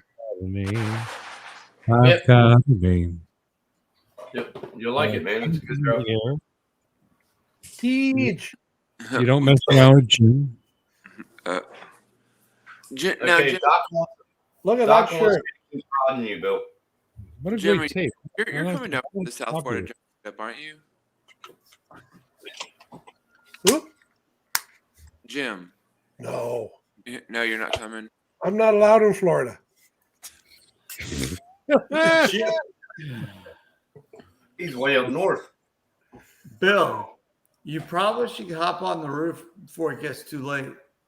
Oh, you're still pushing me on Ken's the going to roof. do it. Ken's going to prod him. Yes, You know, I honestly was under the mistaken impression that Ken was my friend. He talks like he likes me, loves me, whatever. I've been drinking for hours, and he wants me to climb on my roof. I'll drive down there. We'll get on the roof together. How about that? There you go. Yeah, you're a liar. Well, Doc wants me to keep prodding you, but Kenny did. Took it out of my hand. Oh, look, he's ready. He's gone. Yeah, coming down he's the kitchen. fired up the bike right now. Yep. The winding road. I've got a dream. I've got a dream. Let's. Who's got a ukulele? Wait. No. Oh my God! Don't say you got one. Oh my God! A ukulele. There you go. You got a ukulele right here. Oh, There you go. I got a trombone. That's awesome. I can't play it. You can't play it? Nope. It's my daughter's. I'm dying to play this. I have no cassette players. I'm going to leak the audio off of this somehow. My first car was a '74 Camaro or Firebird, and it did have an 8-track stereo in it.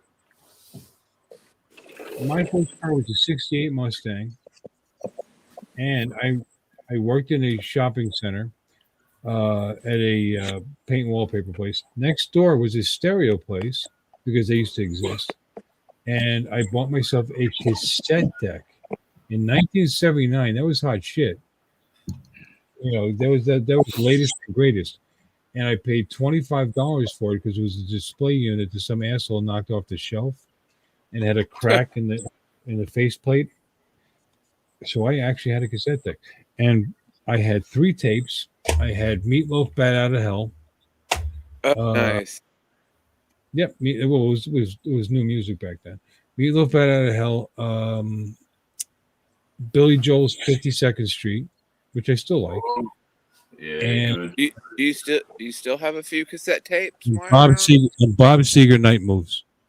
No, I Yes. don't. That's kind Bob of blowing Seger. me because Yes. I'd like to leech the music off of this. I have no idea where I this had, came. I had a '69 Chevelle too, Bill, and that was my working in progress. I rebuilt it. That had an 8-track too.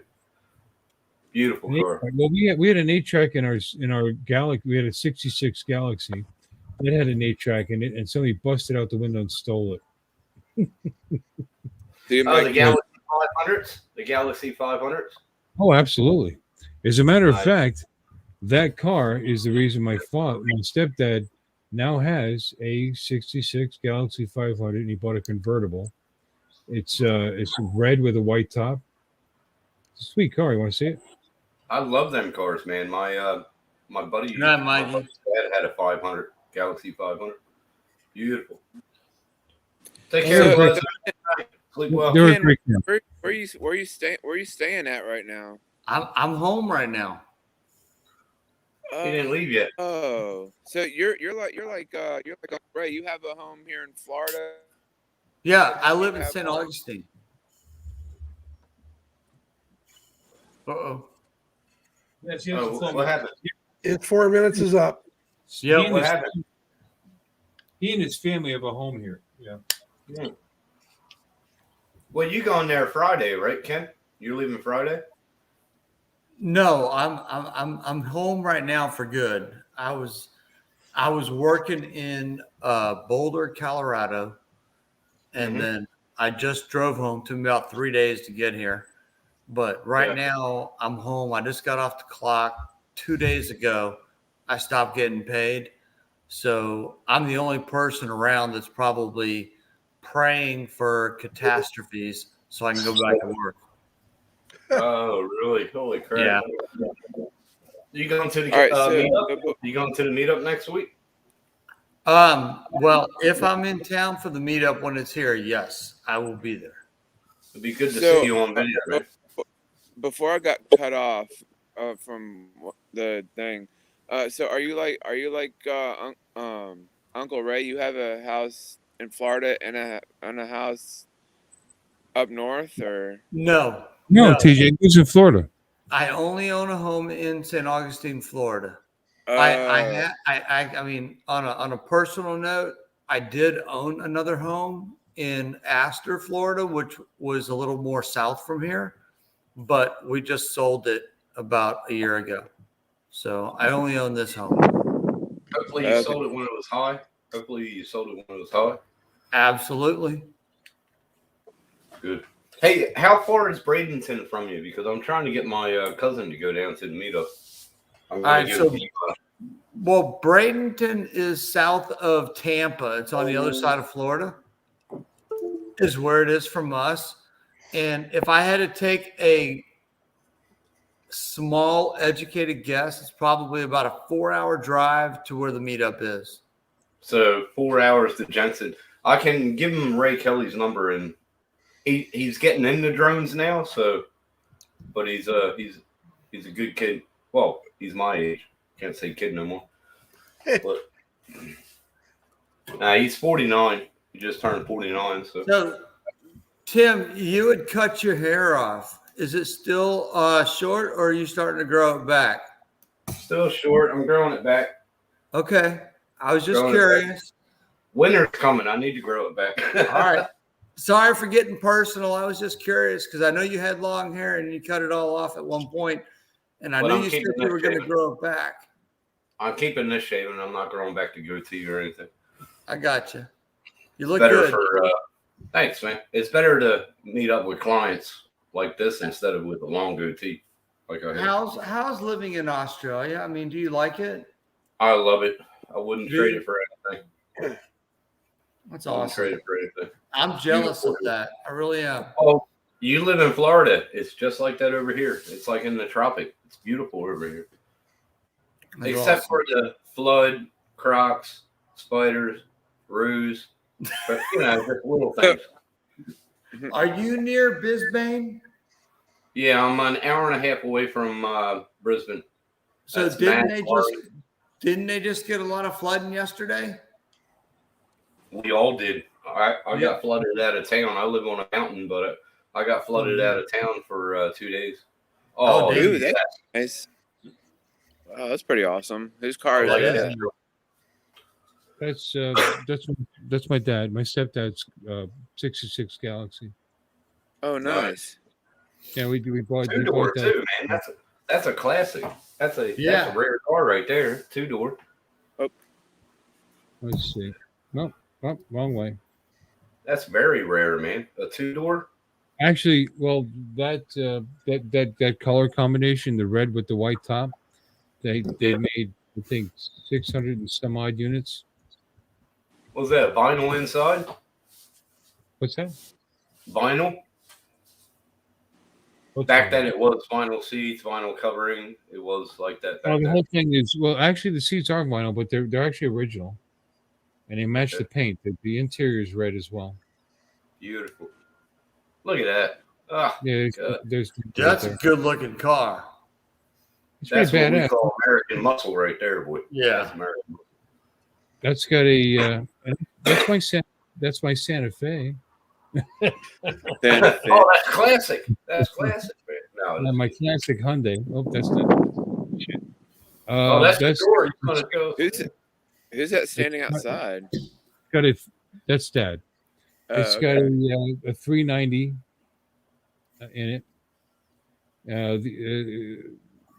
That's the It's motor. still, oh man, I love them back the taillights. Oh my god, I love that ear. When I met him, that's my stepfather. When I met him, I was 8, 9 years old. He had a 66 Galaxy, but it was I think I don't know if it was an electric blue. It was a light blue, and it wasn't a convertible. But he's, he always missed his car, and he had an opportunity to buy this thing. He spent way too much money for it. It was allegedly redone, and he's dumped a bunch of money in it. The top doesn't come down, does it? Yeah, oh yeah, it's a convertible. Yeah, it does. Yeah, you can see the. No, it's a convertible. That's a good looking car.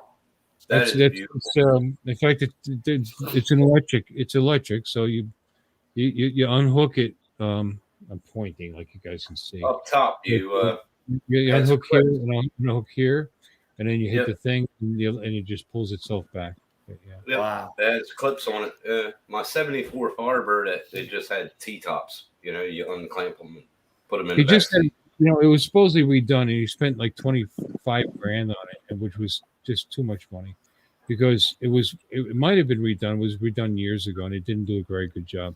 So this has been redone again by him, and he replaced all the metal. So this is all metal, and had to repaint. And Looks like he has Kragers on there. Krager rims. I believe so. Yeah. Yeah. Mhm. Yeah. And he's got what's the exhaust? I don't know. Because he's ridiculous. Just like with his Harleys when he used to have those, he immediately replaces the exhaust. So, you know. Yeah. You know what's funny Well, about it's these? like everybody with the Harleys. They want the screaming Eagles. You know what I mean? Everybody. I'm getting kind of old, you know, and I learned how to drive on shit like this. And I tell you, I've forgotten how terrible you are to drive. They're like a boat. It's like a boat. Yeah, it's like a boat. The front end feels like it's loose, even though it's not. It's all been replaced. Again, it's been a long time. No power brakes, no power steering, but it's an experience. But there's the car. Now, what year is that I again? love that picture. 66. You got to remember back then they had airbags or suspension back then. That car does not have airbags. You're lucky it has seatbelts. Which it does. It has seatbelts. I love the airbags back then. It just gave that boat feeling driving down the road. Put some of those shocks on it and make it like go bounce around. Yeah, that was the air shocks, TJ. Back in the No, we're not doing that, TJ. Thanks for the suggestion, but that's but anyway, I just took these the other day, so like a week ago. Pretty cool. It'll be mine someday. That's a beautiful car, man. But there you go. That's what I showed. That's awesome. I remember the old Galaxy 500s from the 50s. They had the big wing in the back like the Thunderbirds. Mm-hmm. Beautiful. Now, Jim, I really love that shirt with you like laying sideways on the beach with the beach towel and the whole, Oh my god! I love that. Mm-hmm. That's great. Ken, I got some new shirts made, so I'm gonna get some more. I got the OG. I got the original shirt. Okay, all right, that's cool. That's cool. Mine doesn't say giggles. But that okay. I'll let you have the gig. Well, you can have a giggles one too if you want. I want both. You let me know when you got it ready. I'll get it from you. Joan, All right. more, Ken. You've got and more. That's right. There's always going to be more content. Wait, don't forget to follow me on YouTube. Oh yeah, there you go. There you go.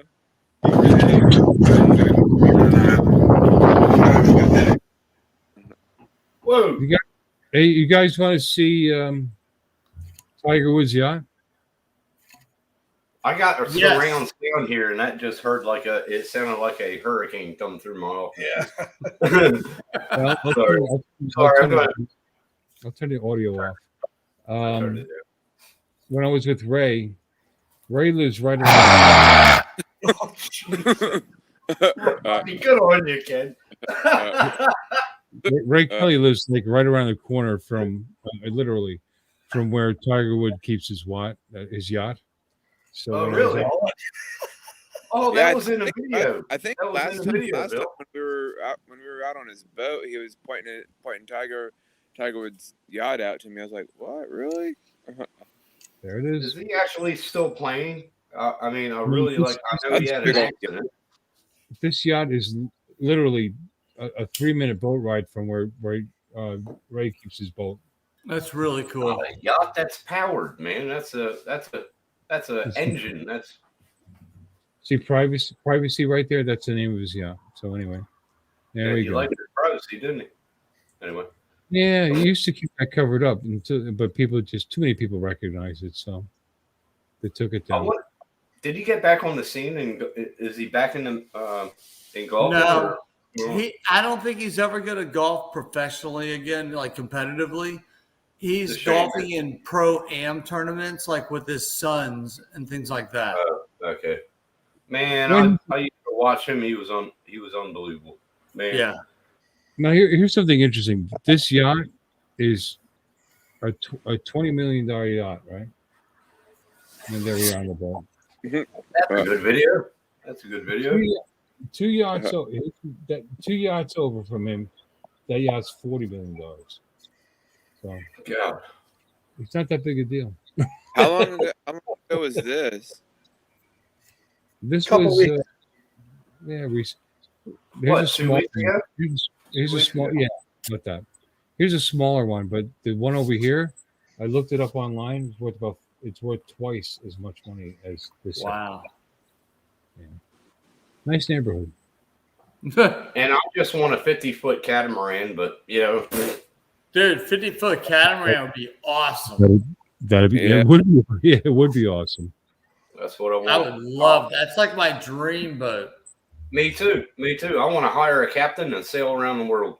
Yes. I wonder how long it takes when you take a boat out of the water and put it in storage, but like before you put it in storage, like how long it takes to clean it and the maintenance and like the upkeep. I wonder how long it takes to do. Yeah, but all I that. know people that do it on the go. Teach like they Oh, for do real? it on the go. Yeah, as they're on hook, they'll go do all the maintenance. But they're younger than I am. But Yeah. if I was younger and I had the money, I would have got it back then. But now I'll just hire a captain and sail me around the world. Who is that sleeping? That was Nancy. She actually owns a 30-foot sailboat right near where Ray lives. She was on the Lady Stewart. If you guys saw my video before when I was flying my drone, she was seasick. So I was filming her and busting her chops. Okay. 78 for work and personal. Oh, cool. Doc Tim- is the man when it comes to FPV. Doc is the man. So. Yeah, he is.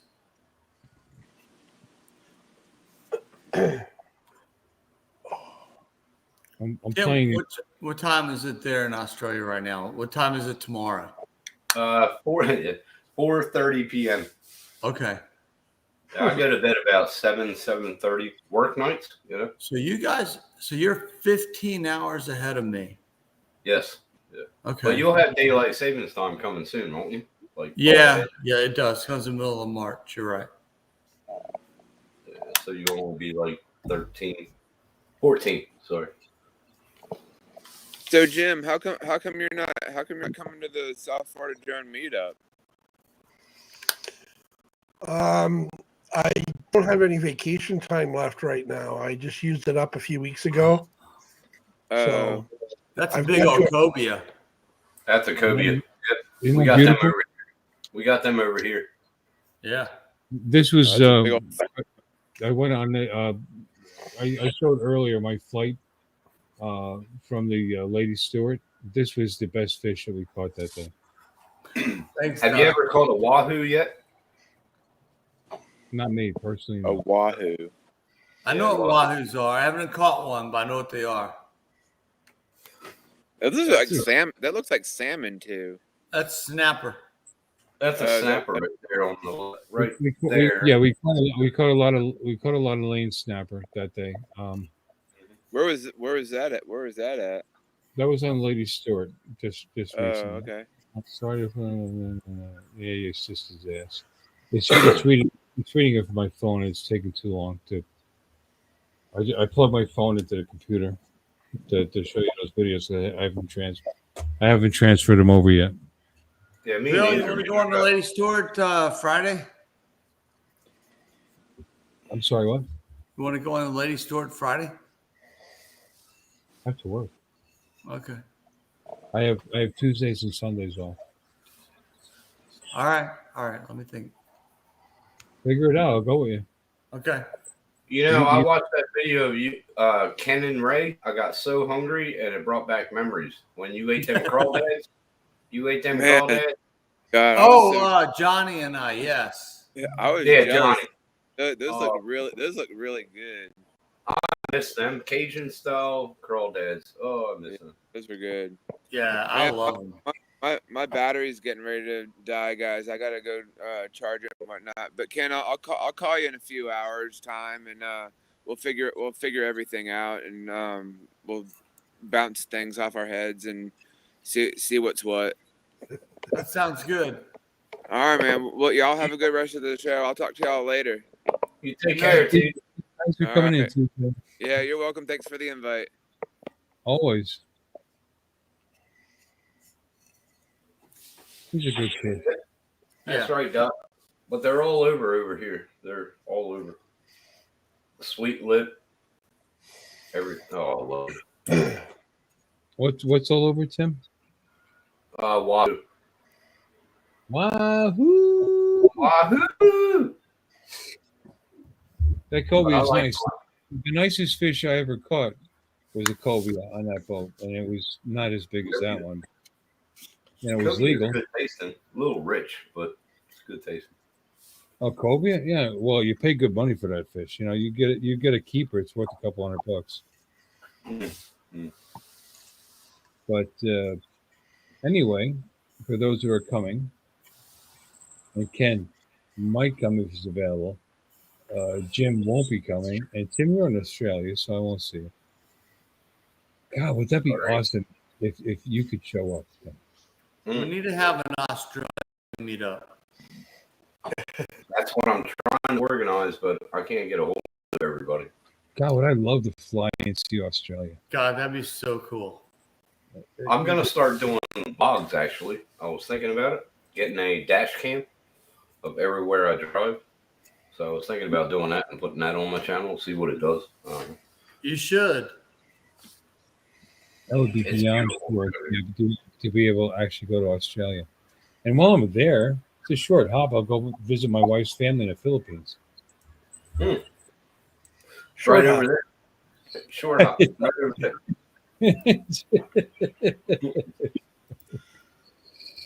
Closest I got there was Fiji. I love Fiji. Beautiful. I want to go to Bali. Oh, Fiji is nice. Is that true? Oh yeah. I imagine so. Beautiful. But the time that I went, that movie was getting filmed, Anaconda.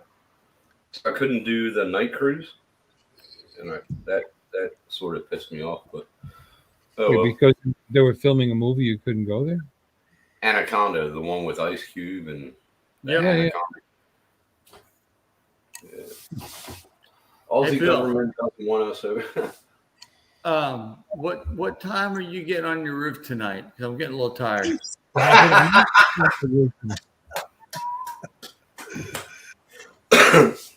Now, Doc, you can fly anywhere you want to over here. National Park. Over and over, it's not happening.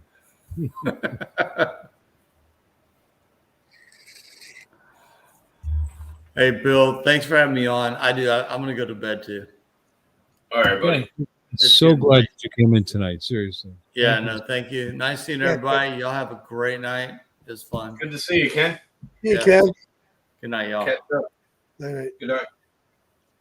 Tim, I'm glad you came in too, but I'm gonna call it a night. Yeah, man. I gotta let Jim go to sleep. Jim is staying in here just as a favor to me because he's got to get up soon. Yeah. Hey, yeah, true, man. You should be sleeping, bro. When do you, Jim? Seriously, Jim, when do you have to get up? 5 o'clock.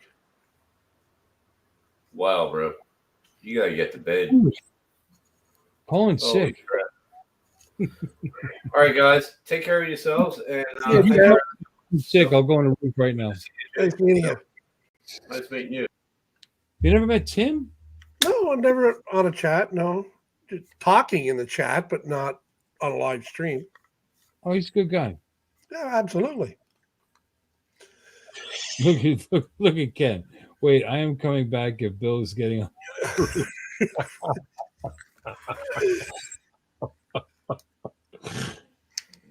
He just wants to see me fall off the goddamn roof. That is just so. I think he's probably right. You would. Oh, I know he would. Yeah. I know he would. Mike B, have a good night. Thank you for coming in. Doc, thanks for coming in and encouraging me to hurt myself, as usual. Who's left? Well, that's all it says in the participants, but the other thing says there's 9 of us. So No, I know. Chris Murdoch's, probably fell asleep in front of the, Chris Murdoch. Now I'm mushing their names together. I know. Chris Wentworth is probably still here. He's in California, so it's earlier. COVID. Sadist with a D, Doc. Thank you. Jim, thanks for co-hosting the show. As always, I appreciate it. I love it to pieces. I appreciate it. Love you and all our viewers and people that come on. It just it's my social time, and I love it. Well, I'm glad you have a good time. That's what this is about. Hangar Talk is just talking about anything.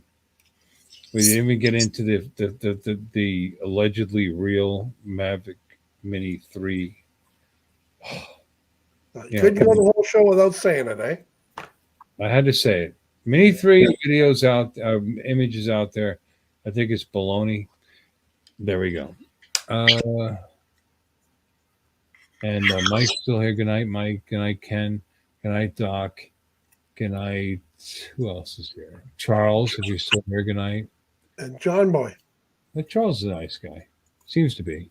Yeah. He could be a serial killer for all we know, but he seems like a nice guy. What's the chances of two of us being on the same? Anyway, thanks. Have a good night. And we are closing it down. Good night, guys. Good night, folks.